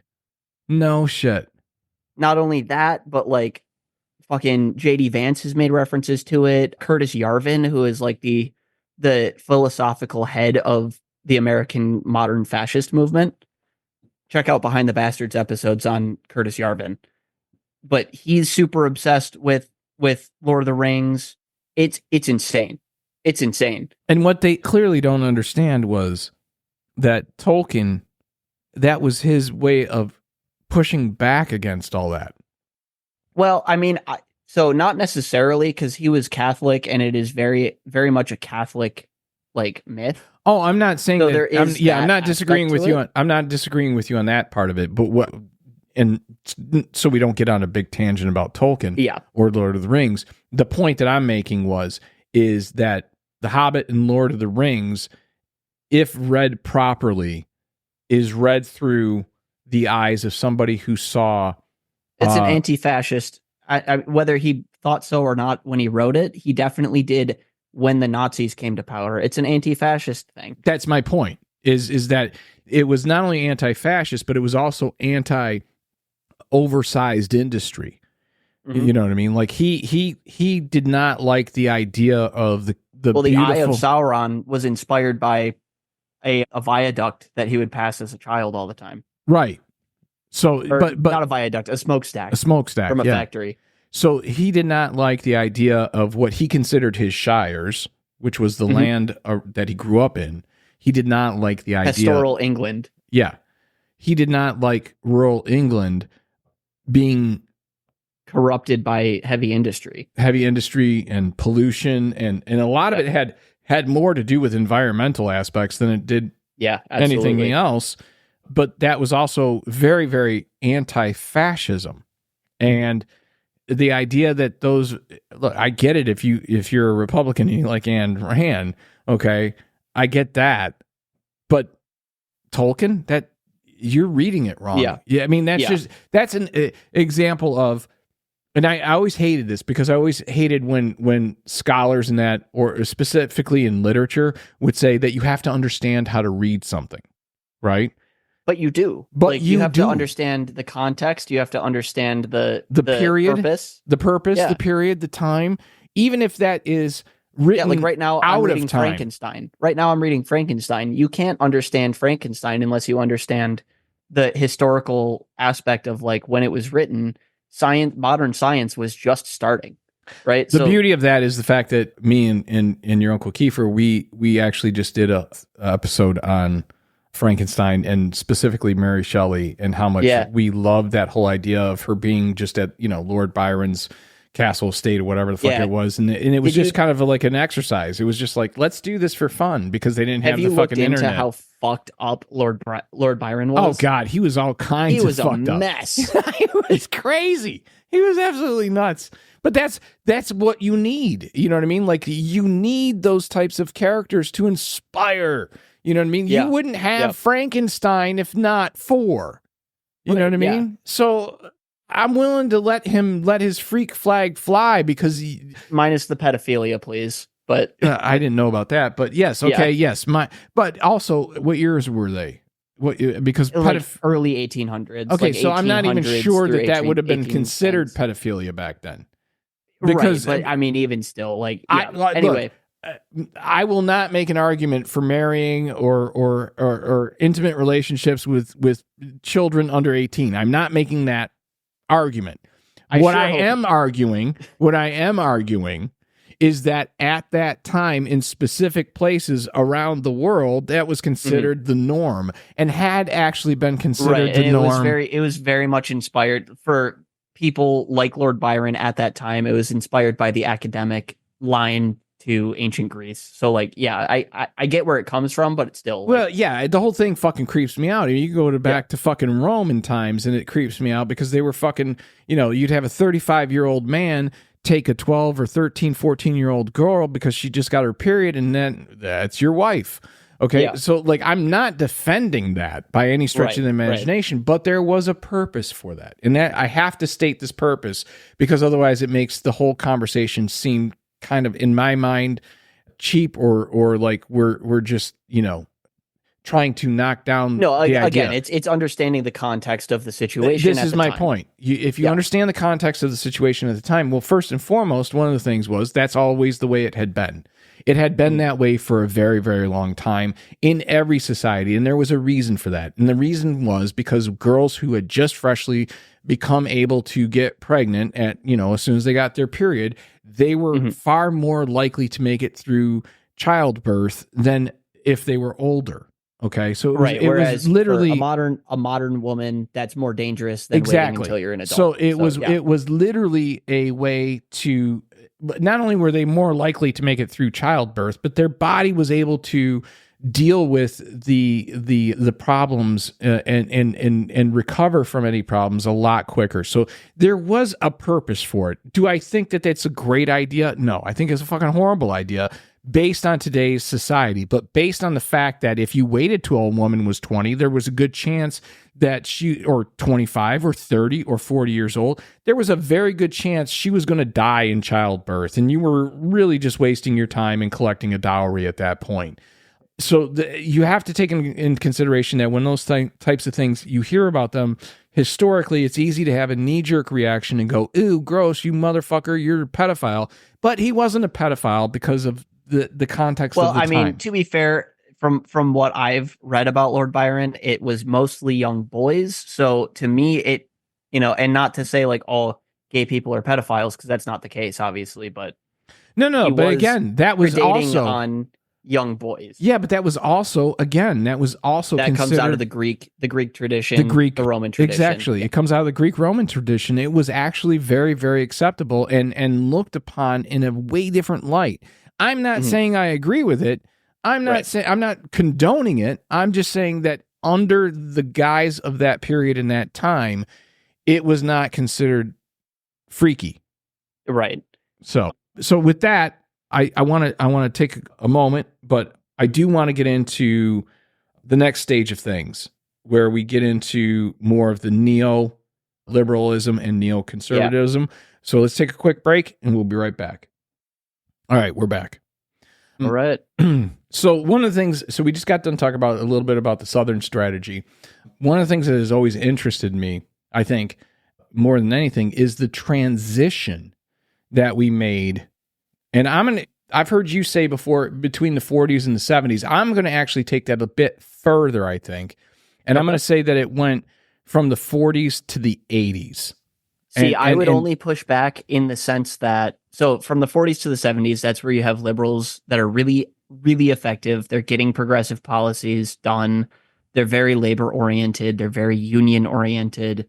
They're critical of capitalism. They're very racially middle class. Conscious. Very middle class. Yeah, they're really racially conscious as far as they could be at the time. But they also had everyone coming back from the war. Yeah, exactly. And they were very anti-war because of that. Not only were they anti-war because of that, but they were also very, very pro set the soldiers up because of that. Yeah, exactly. They really wanted to take care of the veterans. Yeah, that's kind of, between the post-war, like 46 through the end of the 70s, that's kind of where the liberals are. So if you think about it, this is the interesting thing to me, all right? Mm-hmm. If you think about that, the specifically the late, mid to late 40s through the 50s, and I would go up to about 62, 63. Mm-hmm. One of the things that I think was interesting about that time frame was not only did you have your veterans from World War II coming home, but you had this explosion, and that explosion during the 50s specifically, where you had the house, bungalow houses, row houses. You had the white picket fence. You have the very comfortable middle class life where one income at the factory can sustain a full family with 2 cars and 2.5 kids and a dog and a cat. Right. But you also only had one. Everyone's vibing. Yeah, well, you only had one car, but you did get 2 weeks worth of vacation every year, right? Mm-hmm. And everyone's vibing. And everyone's happy. Yeah. Well, they were vibing for a period of time. But this is where you start to see things change. And this is the little bit of a dirty underbelly that I don't think gets talked about in the history books, all right? The problem of the nuclear family, perhaps? Yes. Well, that's part of it. But beyond that was the role that each member was meant to play. So you had this kind of Leave It to Beaver, and I know that reference is probably lost on you, but you had this... I'm vaguely familiar. You had this Leave It to Beaver, Father Knows Best, which were the TV shows of the time that kind of... laid out. Dad is the patriarch and had the pipe and came home from work. King of the castle. Came home from work and he'd have his pipe and he'd smacked be his sitting wife in his if dinner chair. wasn't ready. Yeah, and had his scotch and then would eat dinner and the kids would not speak unless spoken to and everything was supposedly this rosy grand bullshit, which that's not what the reality was. There are problems at this time. Most of that stems from the social setup of the time. Well, you had huge heroin problems during that time too. Okay. Yeah, but to be fair, in the 50s, in the 60s, heroin was mostly a low income, primarily black drug. Because at the time, also marijuana, that was a Hispanic drug. Yeah, right? I'm not saying that that's not the case, but what you did have these soldiers that were coming back with PTSD that were either getting fucking hammered. My point is when I say that it's not as rosy as we look back upon. The point that I'm making is you did have soldiers who had PTSD. You did, and they were self-medicating. And they were self-medicating. And taking it out on the family. Exactly. Whether that was through booze or whether it was through behaviors, whether it was through aggression, whether it was violence, whether that was drugs, that was happening. But what also was happening, and a lot of people don't want to talk about this, especially in the mid to late 50s, is women didn't like that traditional kind of lifestyle. They were very, very upset with it. They were very bored and depressed. And the idea, and that's where you get like the housewife that's on meth, because that's the only thing that gets her through the day and keeps her not right. Well, they called them also keeps her skinny for the husband. Well, it was called diet pills back then. Exactly. Yeah. And the decade before, it was called Panzer Schokolade. Yeah, I mean, it was German tank chocolate.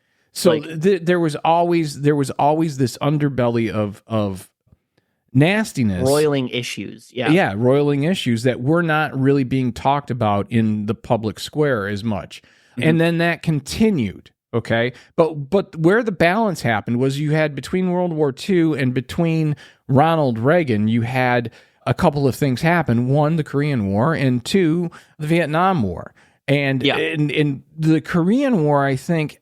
It was a setup for the Korean War in large part. Well, the Korean War in your great uncle, my uncle Joe, he was in the Korean War, and I can tell you for a fact from just some of the stories that he said, it was one of those things where it was like they were very much treated with this kind of the same respect that the World War II veterans were treated.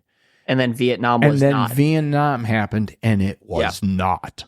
It was I've seen clips of like older veterans from World War II or from Vietnam or Korea, and the Vietnam ones are like shocking because like the World War II guys, they were still in the time period where it was like, okay, you're gonna go with your buddies, you're gonna come back with your buddies, whoever's still alive, and you can process it together. You're gonna have a good 2 weeks to a month of travel where you're just processing with your buddies. Well, and then you can reintegrate. And it wasn't perfect. No, but Vietnam. But here's what happened. You're on a plane. You're back home in 24 hours.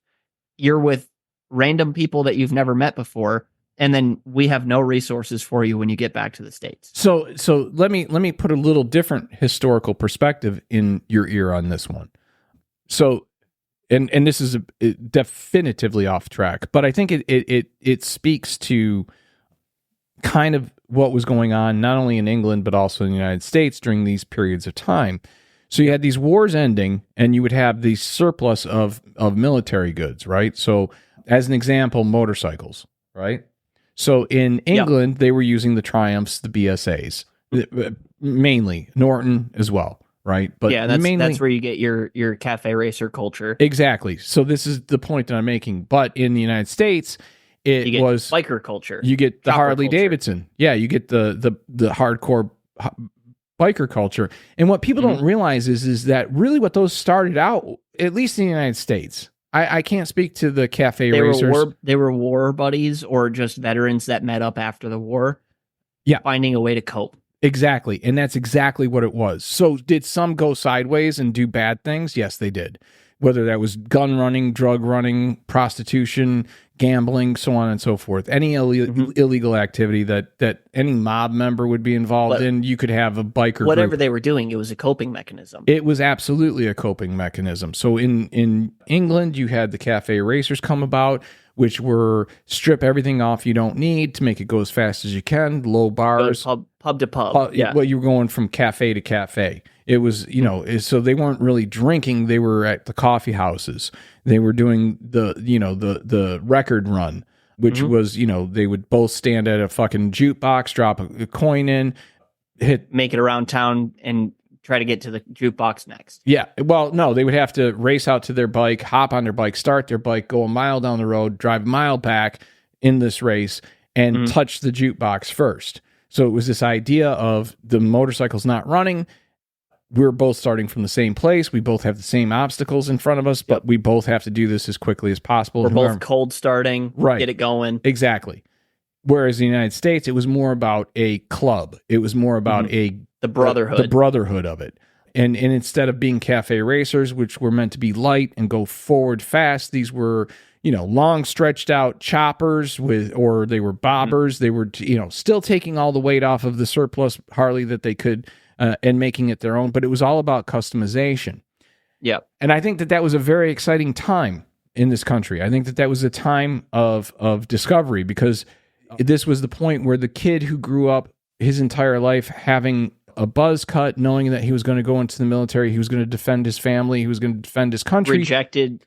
Found out that growing his hair out, wearing leather, came back home. Denim. Came back home, got spit on a few times, called a few horrible names, realized, fuck you, I'm going to hop on my fucking Harley and I'm going to grow my hair long, grow my beard out, and I'm going to just peace out from this bullshit.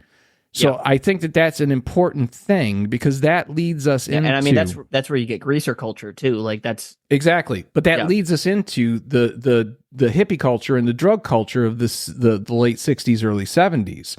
And especially with Vietnam, because these guys are going over there. They're, the locals are growing cannabis. They're importing heroin or growing it there.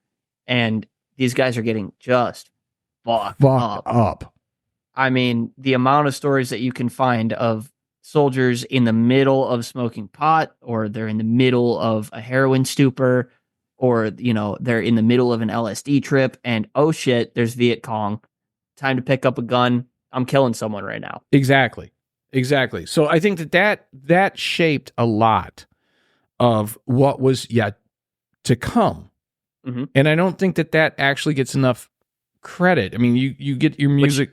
Sorry, real quick. Doesn't that happen in Apocalypse Now in the pot smoking scene? Don't they get interrupted and they have to go fight? It's been so long since I've seen that movie, but I think that you're right. I think you're right that they were. I could be wrong, but I think they were getting high and then they had to go fight.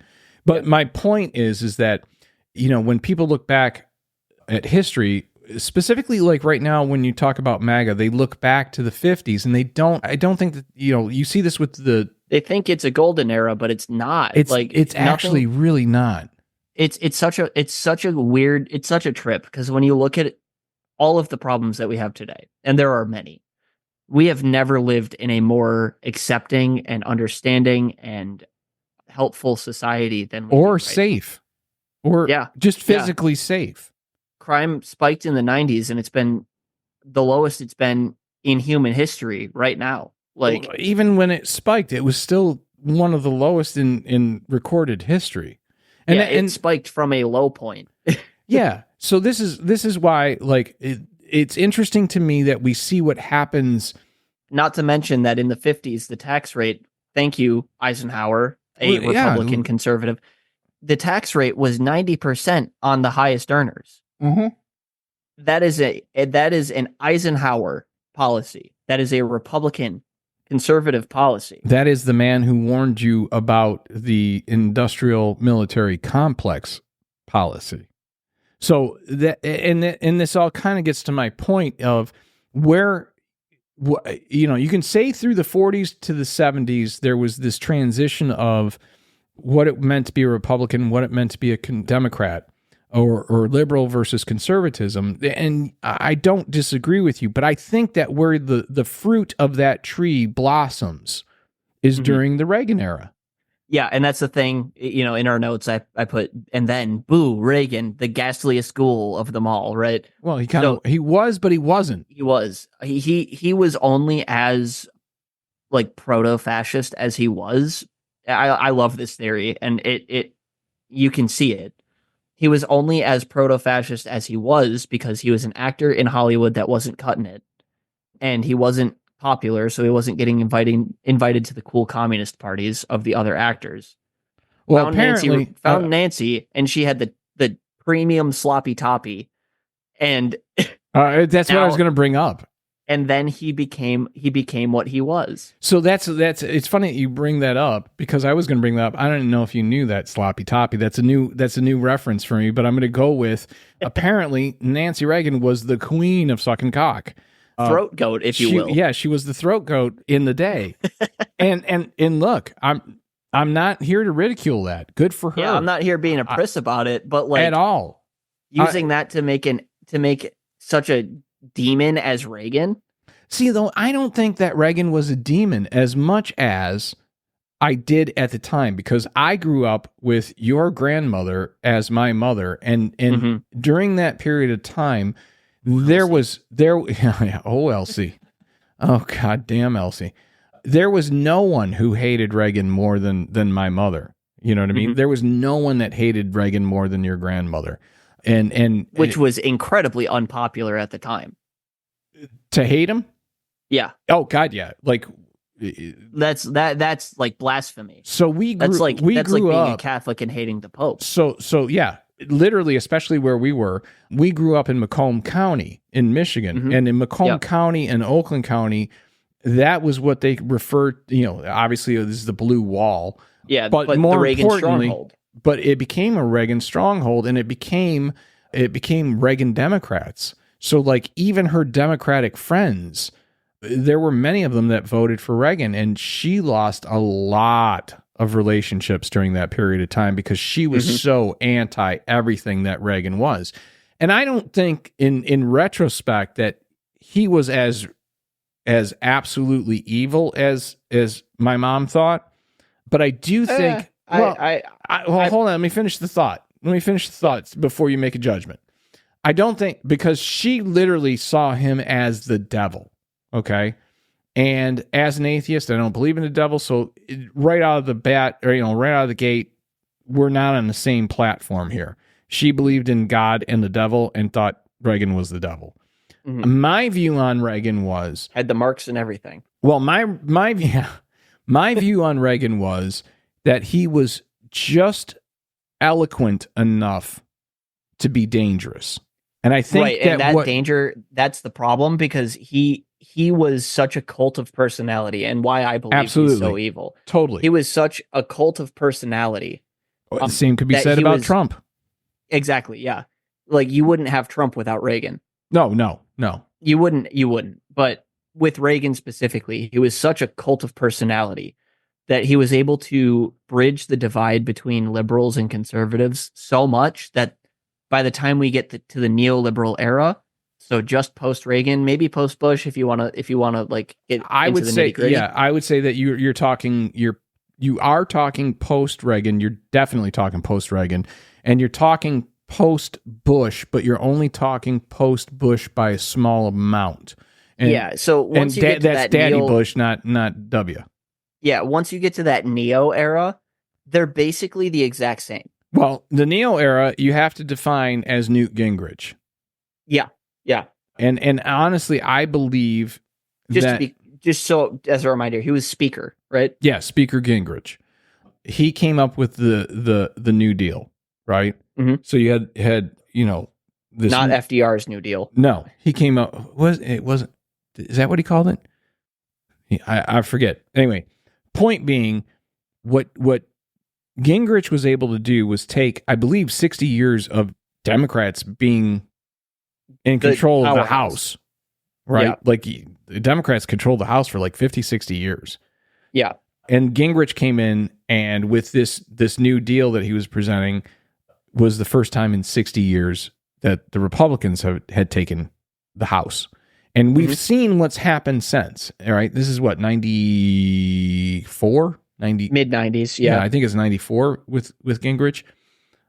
And so we're talking about 30. Well, yeah, because that would have been that makes sense, because like in modern politics with America, what you see is someone will take office.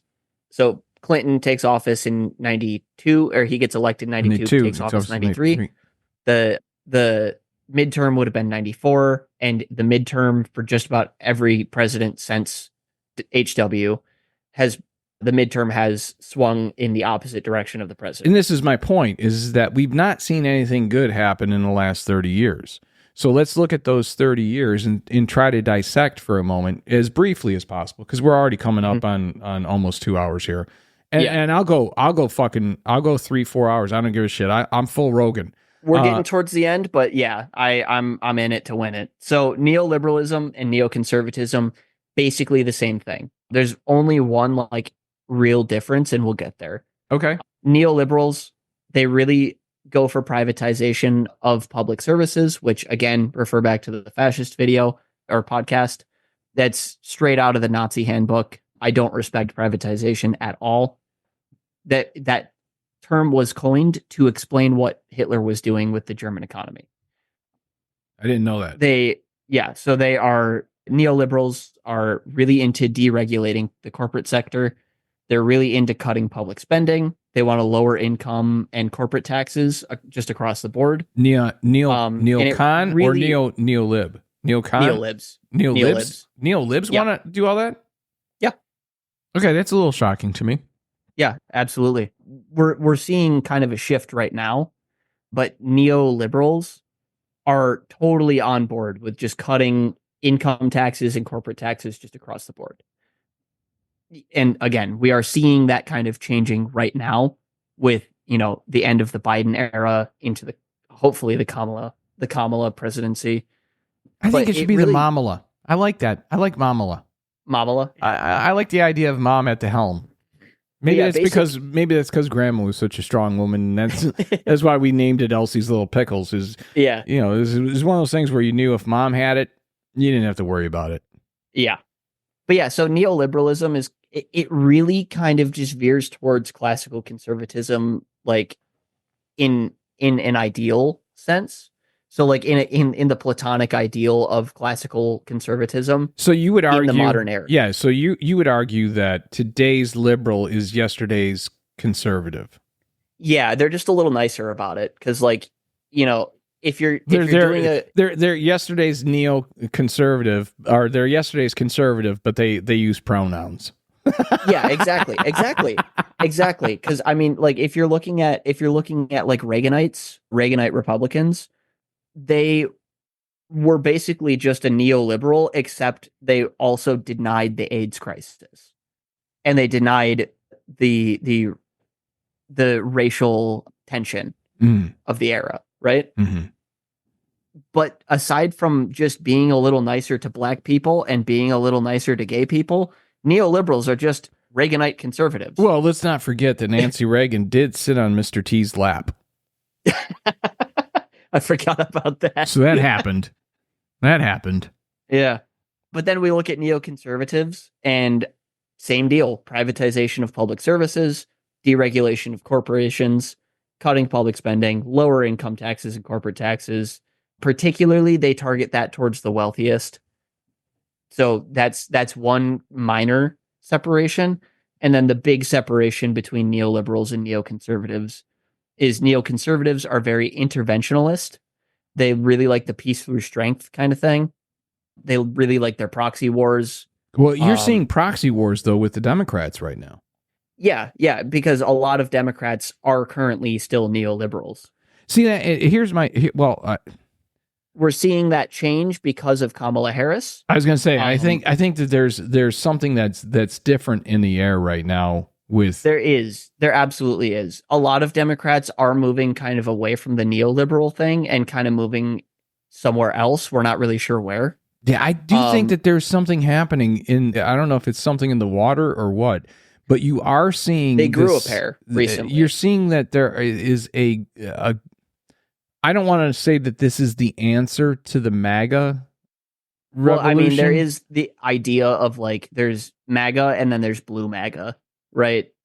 Which bothers me because it's kind of a false equivalence, and I will give you that. But yeah, because I think stupid is stupid, no matter what.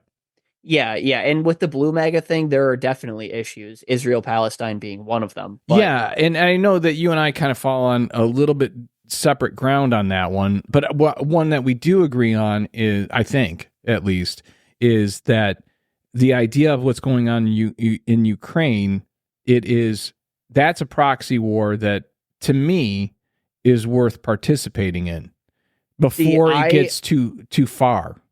I recognize that there is a time and place for proxy wars, and I think Ukraine is one of them. Yeah, and that's my point too. I think that you don't have to be somebody that supports proxy wars to recognize that it's just like tariffs. There's a time and place. There's a time and place. Yeah, there's a time and place for tariffs. There's a time and place for proxy wars. The circumstances on the ground in Ukraine. When I say neocon talk proxy wars, I'm talking Afghanistan, I'm talking Iraq, I'm talking, Kuwait, I'm talking all of that. Like, there was no reason pretty for much us to be in 2001 to 2022. Really like 88 through, because our first Iraq war was like 88, right? No, the first Iraq war was 92, or no. Was it 92? 91. It was 91. With Desert Storm, you're talking. Either way, we're that kind of like, we're gonna go get Osama by going to every other country in the Middle East that isn't where he is, even though we know he's here or there. Yeah, so here's we're gonna my get thing. Saddam by invading not Iraq, but we're gonna invade Kuwait. I would agree with you that you could argue that we have had our fingers in proxy wars. I would go back to 84, 83. You could go back to 80, 70, 78 even. Yeah, because to me, like, Vietnam was horrible and we shouldn't have been there, but at least we had the balls to fight our own fight. Yeah, that's kind of where I'm at. Yeah. So when you're talking proxy, okay, when you're talking proxy, like, I mean, you can go all the way through, like, even when Obama drone striker in chief. Yeah, but then you can go, the argument is Obama drone striker in chief versus Reagan with the bullshit that they pulled with, oh god damn it, Iran Contra. Thank you. Yeah. So I mean, like, same deal. It's the same deal. It's just different technology available to the president of the time. And it's not to defend or condemn either. Like, I don't know all the decisions that had to be made in order to come to that conclusion, whether it was Obama or whether it was Reagan or any president in between. Because let's face it, usually when it comes to a president, it's two piles of shit, pick the drier one, and there's no good decision. You know what I mean? Essentially, it's like, what's the lesser of two evils here? How can we, have the foresight to look far enough into the future to see what the ramifications of this particular decision is? Mm-hmm. And in general, I believe that proxy wars are actually better in this sense because it's typically between two states that are definitively not you. You know what I mean? So if you're making a decision, comes down to context. It comes down to context. But if you're making a decision, as is the case with Ukraine, that to me is a pretty easy decision because they were not. Because Russia is not going to stop at Ukraine if they win. First off, they weren't. First off, Ukraine wasn't the aggressor. Yeah, exactly. Okay, so out of knowing, neither was Palestine. All the way, the way back. If we take it back to the history, and I'm not disagreeing with that, but this is my point when it comes to proxy wars. I'd rather be out the cash than out the soldiers. Yeah, that's fair. You know what I mean? And that's what I look at, and I go, look, if you send anyone who's criticizing the U.S. involvement in Ukraine right now, I would argue that it's far cheaper what we're doing right now than if we had boots on the ground. Yeah, absolutely. And again, like I said, there's a time and a place. Exactly. I mean, sometimes you just have to defend your shit. Sometimes you just have to get down and dirty. Sometimes it's a war. As far as it pertains to Israel, I mean, Bill Clinton even said when he met Netanyahu, who's the superpower here, fucker? Yeah. Like, I think Netanyahu, so here's the thing. Me and your uncle Kiefer, we've often said on the podcast, we can love the people, but hate the government. That is fair. I'm with you on that. I love the Russian people. I love the Ukrainian people. I love the Palestinian people. I love the Israeli people. The only thing when it comes to Israel-Palestine that kind of gives me pause on that sentiment is that the vast majority of Israeli people are all in on let's ethnically cleanse the Palestinians. But that's neither here nor there. But hear me out, all right? So Palestine is... And most of them are from, like, fucking the Bronx. Okay, so like Israel is a state. And when I say that, I want people to think about that in terms of Europe as a whole. Okay? Mhm. Germany is a state. You know what else is a state? Kentucky is a state. Alabama. Different context, but yeah. Is a state. Different context, but the overall kind of thought process, size of property, size of land, size of borders, realm of control, population, right? You could take a state in the United States and make it a country. Okay? So now I want you to think about it in terms of... I have run the thought experiment. Okay, what if we made the Midwest a country? What if we made the Northeast a country? The Pacific Northwest. Exactly. Okay. The Deep South, the Middle South. Now, are you going to tell me that all of the people who, and this gets to my point, like, yeah, Netanyahu's in power, and maybe the vast majority of Israelis in Israel agree with him. It doesn't matter what the Israelis think outside of Israel. They don't fucking live there. Okay? Right. They're not the ones with boots on the ground. You and I have Irish ancestry. It doesn't fucking matter at all what we think about what goes on in Ireland. Yeah. All right? So we're not voting there. So I don't really give a flying fuck what the people in the United States think about it. The politicians need to. But me personally, I don't give a flying... Yeah, especially with Israel being a client state of America, the politicians definitely need to be thinking about that. I have no disagreement with that. But what I'm saying is that what we need to be able to do as individuals is to recognize we can love the Russian people. We can love... Well, most Russian people are not in favor of Putin. That's another It almost doesn't it, matter, though. It almost doesn't matter. I'm talking about just on a human level. We can love the Russian people and hate the Russian government. And we can say to the Russian people, you got to change your government, or you got to change. You got to step up, just like they can say the same thing to us. You're not going to get very many pro-state arguments out of me. No, you're not going to get very many pro-government arguments out of me. Exactly. And I don't think that you're going to get that with most people, though. And that's exactly my point. You don't have to be as educated in politics or in how politics, affects the planet in different ways, depending on what country and what the politics of that country is. You don't have to be educated in all of that to recognize the fact it's still a human being.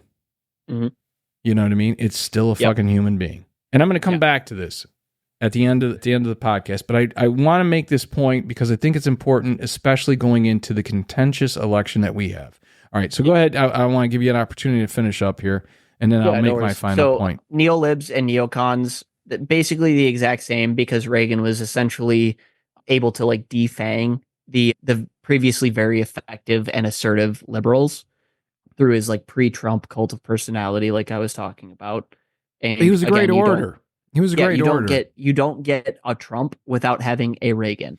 No, but that again, I think being a great... You don't get a Putin without a Boris Yeltsin. Again, I think that the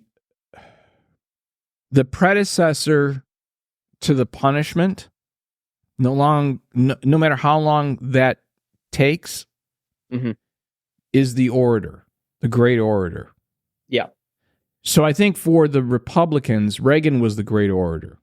Yeah. And I think absolutely. You're looking at, 60 years later, not 60, 40 years later, you're looking... Yeah, easy, you're old, but not that old. Yeah, exactly. I had to fucking check myself. So you're looking at, 40 plus years later, you get your Trump. Yeah. Okay. Yeah, and that's the thing too, like the neoliberal and neoconservative like dichotomy era, that lasts until I would argue until like the last year or two of Obama. Well, another great orator. So what will be the fallout? Absolutely. What will be the 40 years later after Obama? What will be the 40 years after Obama? Obama. What will that be? Because I think what people don't realize is no matter what side of the fence you're on now, you're going to be on the opposite side of the fence in 20, 30 years. And that's kind of what this is all about. Hindsight is 20/20, and if Trump gets elected again, hindsight will be 40/20. Well, I honestly don't think that he's going to pull it out. I think it'll be close, but I don't think he's going to pull it out. And I'm not a religious person. I am praying that he does not. Well, here's where I'm at. Here's where I'm at with it. I have no reasoning for this, and I think I've said this to you. My prediction is 308 electoral votes, Kamala Harris. And there's no... That is a generous guess. And that's what I've been told. I've been told it's a generous guess, but that is exactly what I believe it will be. And I don't know how that math works out. All I can tell you is that every time I fall asleep thinking about the election or thinking about, electoral votes, which is fucking almost every night at this point. I mean, we're a week out. So focused. Yeah. I always have the same dream, and the same dream always gives me 308. And again, that's just pulling something out of a fucking dream. It means absolutely nothing. It's just if somebody pushed me and said, what's your prediction? My prediction is 308 for Kamala. All right. But yeah, so after Obama, that's where towards the end of Obama, that's where you see the shift with conservatives and neoconservatives away from like Tea Party, small government, like that kind of idea towards MAGA. You really see that starting to, bubble up at the end of Obama. And I mean, I can't really say that it's anyone else's fault other than Obama, because while he did a lot of good things, did a lot of good things, but I don't think he was able, and this is not necessarily his fault, he was just president while it happened. Neoliberalism and neoconservatism is not good at serving the majority of people. Well, it's very capital centric. Let's back that up a little bit, okay? And go back to Gingrich. Gingrich was the founding father. He was the Ben Franklin of the neocon party, in my opinion. That led to... bolstered by, what's his fucking name? The talk radio guy. Rush Limbaugh. Rush Limbaugh. And it was exactly that. It was bolstered by Rush Limbaugh. And Rush actually kept that momentum going all the way up until his death, for the most part. However... what people don't seem to, and I don't understand why you can't make this link. I've made this link on this podcast several times. You go from Newt Gingrich and the neocon, right? Yeah. So you go from Newt Gingrich, and then it becomes neocon. You go from neocon, and that becomes the Tea Party. And the Tea Party actually was a response to George W. Bush towards the end of his term. Yeah, because he was a Republican, but he was also very like interventionist, like I would say. Very spendy. Yeah. Right? He was very, very open with the checkbook. So then you get the Tea Party, and then the Tea Party morphed for some reason from being anti-Bush into being racist against Obama. Yeah. And I never understood that. I never understood that turn. You had a good thing, Tea Party. You had a good thing where you were talking about they could have spun it in a very electable way. They could have not only spun it in a very electable way, but they could have literally inspired the country. They had the opportunity to inspire the country. Yeah, because I mean, I wasn't like you weren't old enough to really understand. No, you weren't. But from what I understand, Bush Jr. was so unpopular towards the end, and it was because he absolutely was. And that's where the Tea Party came from. He squandered the post 9/11, post Hurricane Katrina. He squandered all of it. A ton of it. And look, I look back and think I was ridiculously hard on Bush back in the day. But then you realize, no, you weren't. Well, no. If I'm comparing presidencies between Trump and Bush, I was incredibly hard on Bush. You know what I mean? Not even imagining something like Trump's presidency could exist. Right, and that's the thing. Like, no one would have ever thought that. I never thought it could exist. I never thought it could exist. But yeah, so small government, neocons, your Tea Party people, because of the racism against Obama and the Barack Hussein Obama. Well, that's where it got weird. once Trump latched on to the Tea Party racism and turned that into his own thing. Exactly. But that there was one step in between, and they still exist, and that is the Freedom Caucus. Yeah. So you can't make that leap from Tea Party conservatives to MAGA without what still exists, which is the Freedom Caucus. The Freedom Caucus is what made possible MAGA. Yeah. And has grown because of MAGA. And is a symbiotic relationship. It's very symbiotic, and it's very parasitic also. And so it's symbiotic. Which way, if you had to guess? Who's the parasite? The parasite. I mean, both of them are, but which one's the parasite? The parasite is the Freedom Caucus. Okay. They do not exist without MAGA. At this point, yeah. At this point. They would have died in the crib if not for the MAGA movement. Yeah. The Freedom Caucus would not exist right now. You would not have your Boeberts, your Marjorie Taylor Greens, your Jim Jordans. They would not. Yeah. They would not exist if not for the MAGA movement. Your Matt Gaetz, they just wouldn't exist if not for the MAGA movement. At least not in their current form. They would not exist. Right. They would be significantly smaller. Oh, God. If they even existed at all. If they existed at all. Basically not even worth having. So, all right. So now we've kind of broken down what it used to be a lib and what it used to be a conservative, what it is now with neolibs and neocons. Just from a point of view of today's youth. Yeah. What do you see happening in this election? So for this election, I mean, it really is down to the wire. I really see it as like, okay, if Kamala, I mean, she's not going to like switch up her messaging at this point. See, one problem is before she was officially the candidate, she had incredible messaging. She was great as far as Democrats go, right? And then she became the candidate. She had to kind of deal with the Democratic establishment. Well, there was a little bit of a honeymoon period where it was the brat summer. Right. There was the brat summer thing. There was you can point to all of this, but at this point, I mean, just a couple of weeks ago, she said that the wall was a good idea fundamentally. So what I'm hearing from you, she's losing steam because she's got Democrats in her ear. Well, what I'm hearing from you is this: before she was the candidate, she was the best candidate. After she became candidate, she had a honeymoon. And then she went joyous. And then there's we're not going back. She doesn't say that anymore. Have you noticed that?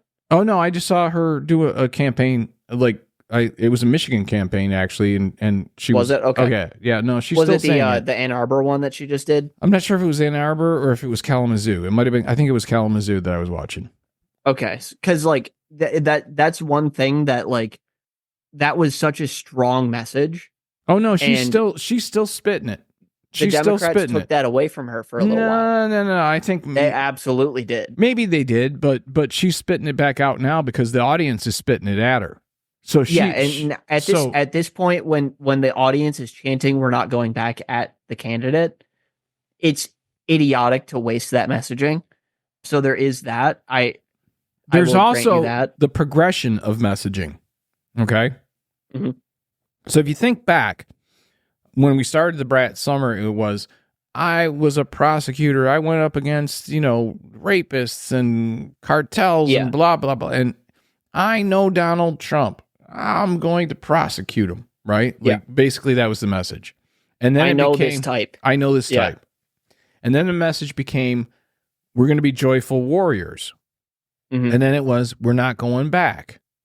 I think there's a progression in messaging. And I don't think you have to necessarily be the hopey, changey guy all the time. I think you can progress that message forward. Yeah, and that's fair. That's fair. But to accommodate how quickly the politic changes on the ground. Right. But 30,000 feet, what I'm seeing is like, yes, she's kind of regaining some of that messaging. But for a while there, it was looking bad. It was looking rough.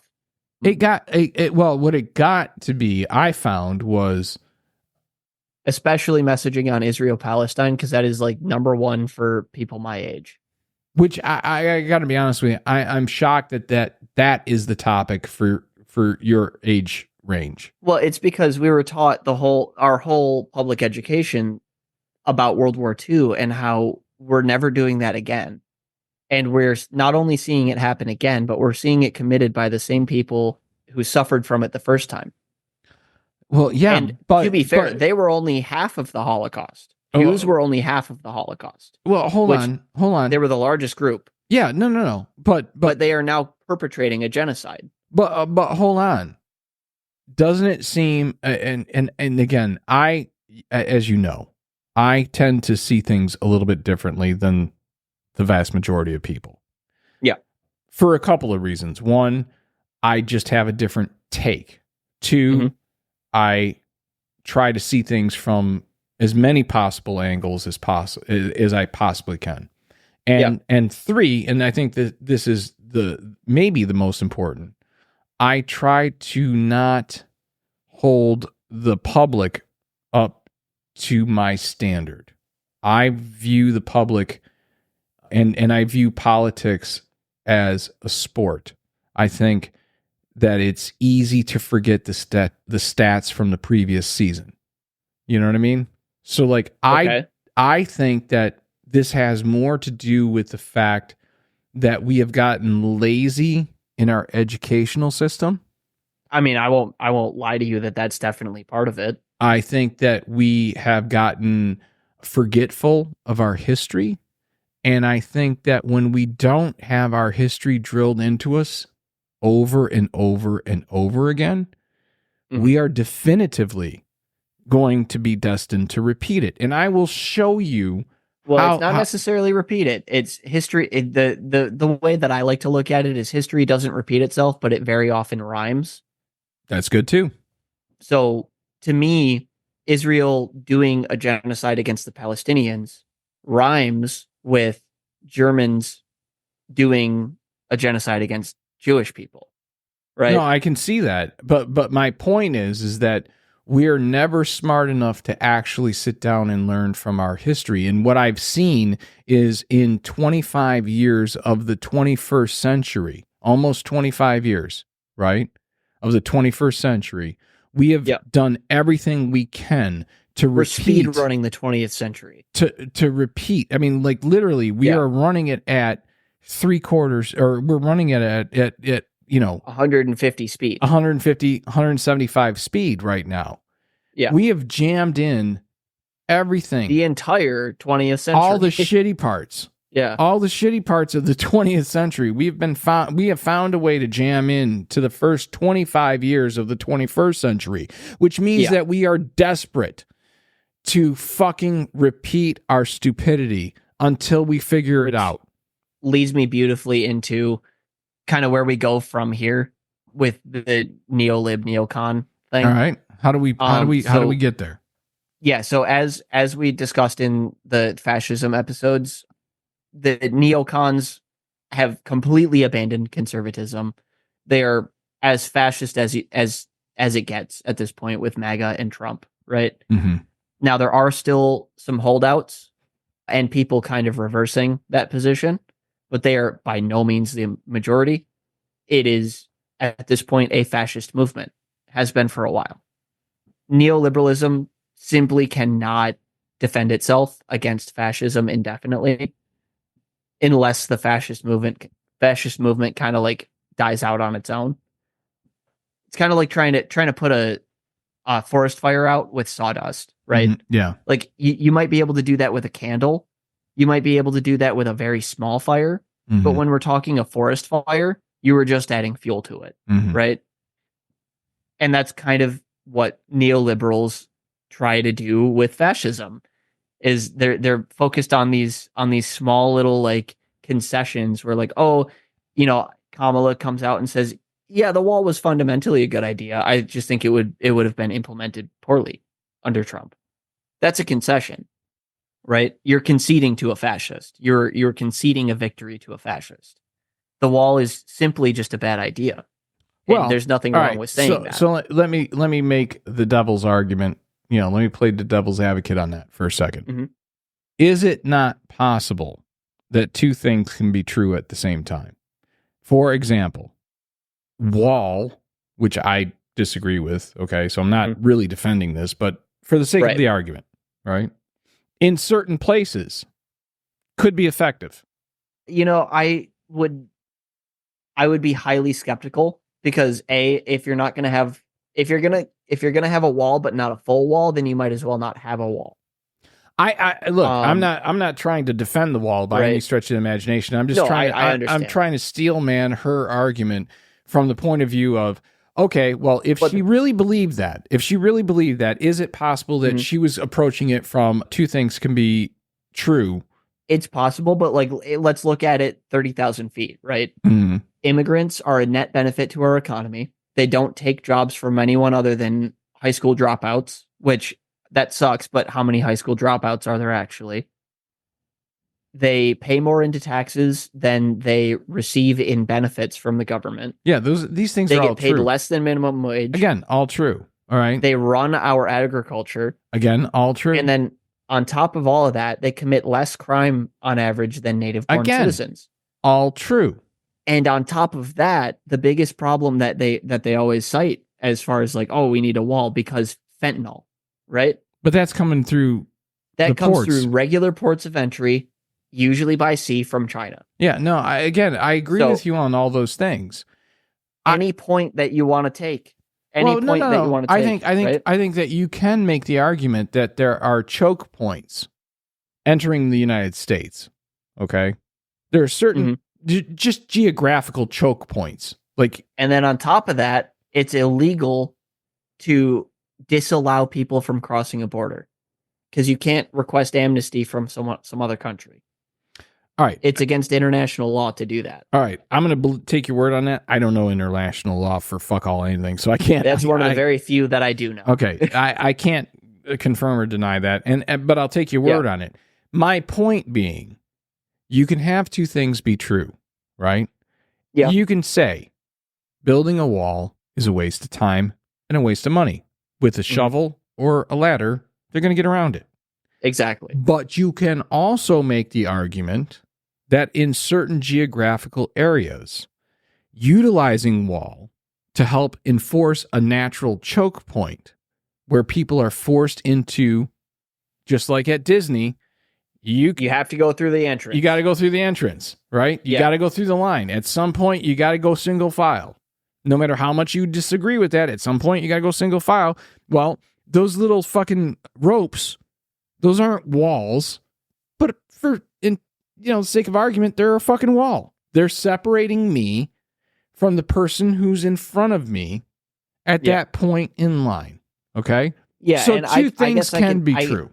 I can recognize that two things can be true. All I mean to do is to kind of put the kibosh on the argument for the wall in general. And then also the fact that Kamala has historically been very against it. And then all of a sudden, right before the election, is throwing that point over to Trump and saying, yeah, he was right.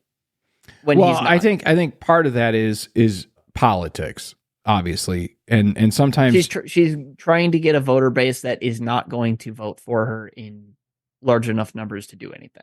That's kind of what I see. Maybe or maybe not, because saying something like that, she might pull one or two people. Well, wait a minute. Hold on. If in Texas, as an example, the presidential race is close enough to where, let's say, 500 votes of people who are like, I can't fucking stand Trump, but man, I fucking love this wall. I love this wall. This wall is the best wall ever. But I fucking hate Trump, and beautiful wall. If I gotta vote for Trump, oh god, goddamn, I don't want to. But if only a big beautiful wall. If only Kamala would, if only that bitch would say something like, I think the wall's not a bad idea, I would vote for her. Well, for what it's worth, that's all it takes, because I think that what we're not paying attention to is the fact that in some areas, the win margin might be 500, 600, 700 votes. Yeah, absolutely, it will be. And for what it's worth, Biden has built more of the wall than Trump did. Oh, I know. That's the funny So, part. yeah. Campaigned against it and then said, you know what, we're just going to keep that going. Yeah, I don't get that, because I do think that the wall is bullshit. I think much more could be done with surveillance, drones, and electronics. So I'm of the opinion that people aren't illegal. You know, like if they come over here and do crime, then yeah, get them the fuck out, right? But the fact of the matter is, immigrants are a net benefit to the country, the economy. That's true. They are a net benefit. They are, a lot of our culture comes from immigrants. I think that's well, no, you're absolutely right.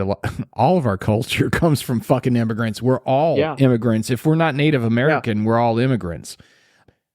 And you could take that argument all the way back to, Columbus. Yeah, all right. So for me, it really just comes down to, it's a concession to a fascist talking point that has no bearing on reality. That's why I'm critical of that. Right? Well, yeah, but you're also not looking at it from the point of view of, if I can just get 500 more votes in Texas, I might be able to swing Texas. Right. And I guess there is also the argument of, like, politicians are known for saying one thing and not doing it. Exactly. So, exactly. Like, there is that. You cannot, I mean, look. Obama was anti-gay marriage until 2015, and then he legalized gay marriage. So, like, I think I told you I got contacted by the DNC to run for office. Yeah. I have no idea how they got my information. I got no idea how they decided. It's all public, that's why. Yeah, but I mean, how? I know that now by campaigning. It's all public. But why would you reach out to me? Like, why would you actually make a fucking phone call to me? Right. Like, if it... Because you're the only Democrat in the county. Yeah, but that's kind of what it boiled down to. I think that's really what it boiled down to. I'm like one of 6. So I get it from that point of view. But part of the reason why I stepped back, there were 2 reasons. One, I spent 30 years in the public eye and got tired of it. I spent 30 years being a comedian and being up for public scrutiny.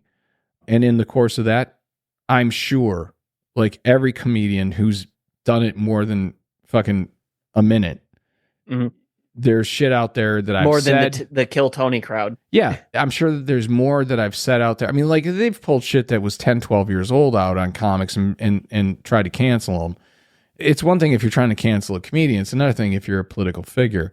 So that was part of it. I felt like, whether I do or I don't is irrelevant, but I felt like, you know what, maybe too many skeletons in the closet to keep my family together. Fair. You know what I mean? Because you don't know what they're what are they going to pull out of the closet? What are they going to pull? You know what I mean? Like, are you going to pull something like, okay, great. Now you've interviewed somebody that I went to high school with who's telling you a story of something horrible I did when I was in fucking high school, which I probably did. But that was, again, context. What was going on? Yeah, and not to mention that was over 30 years ago. It doesn't matter. That's the point. Right? To me, it's like, did I feel like I could have, like, they offered me a congressional run. I don't know if you knew that. I did not know. Yeah, they like state or federal? State. No, I'm sorry, federal. Really? Yeah. Okay. Yeah, federal. Anyway, should have done it just for the fun of it. I almost did. I almost did. Okay, I almost did, but I thought, well, at the end of this, am I going to have this is a fucking wind up? Like, is this going to be more fun, or is this going to be more headache than it's worth? Yeah. And I came to the conclusion it was more headache than it was worth. And then again, I came to the conclusion of, okay, well, why would I want to run as a Democrat if you guys want me to? Again, it's that I don't want to be a part of any club that would have me. Mm-hmm. And again, I know that sounds weird, but I really do view my place in life as a spectator whose time is best spent reporting back to everyone else on what I saw. And that's fair. And so with that, I look at all this shit that's going on, and I look at the division, and I look at all these things, and I think, we really can do better. We should be able to do better. We're all, absolutely. I don't care what your political stripe is. I don't care what your belief system is. And honestly, I don't care if you're Democrat or Republican, and I don't care if you're 100% Kamala or 100% Trump. We can still do better. And I think that's we can still sit down and have a beer. Yeah, we should be able to sit down and still have a beer. We should still be able to be friends, even if the politics doesn't go our way. But most importantly, we should definitively be able to have better candidates than the two candidates that we have. And with that, 100%. and with that, I think that's another Elsie's Little Pickles.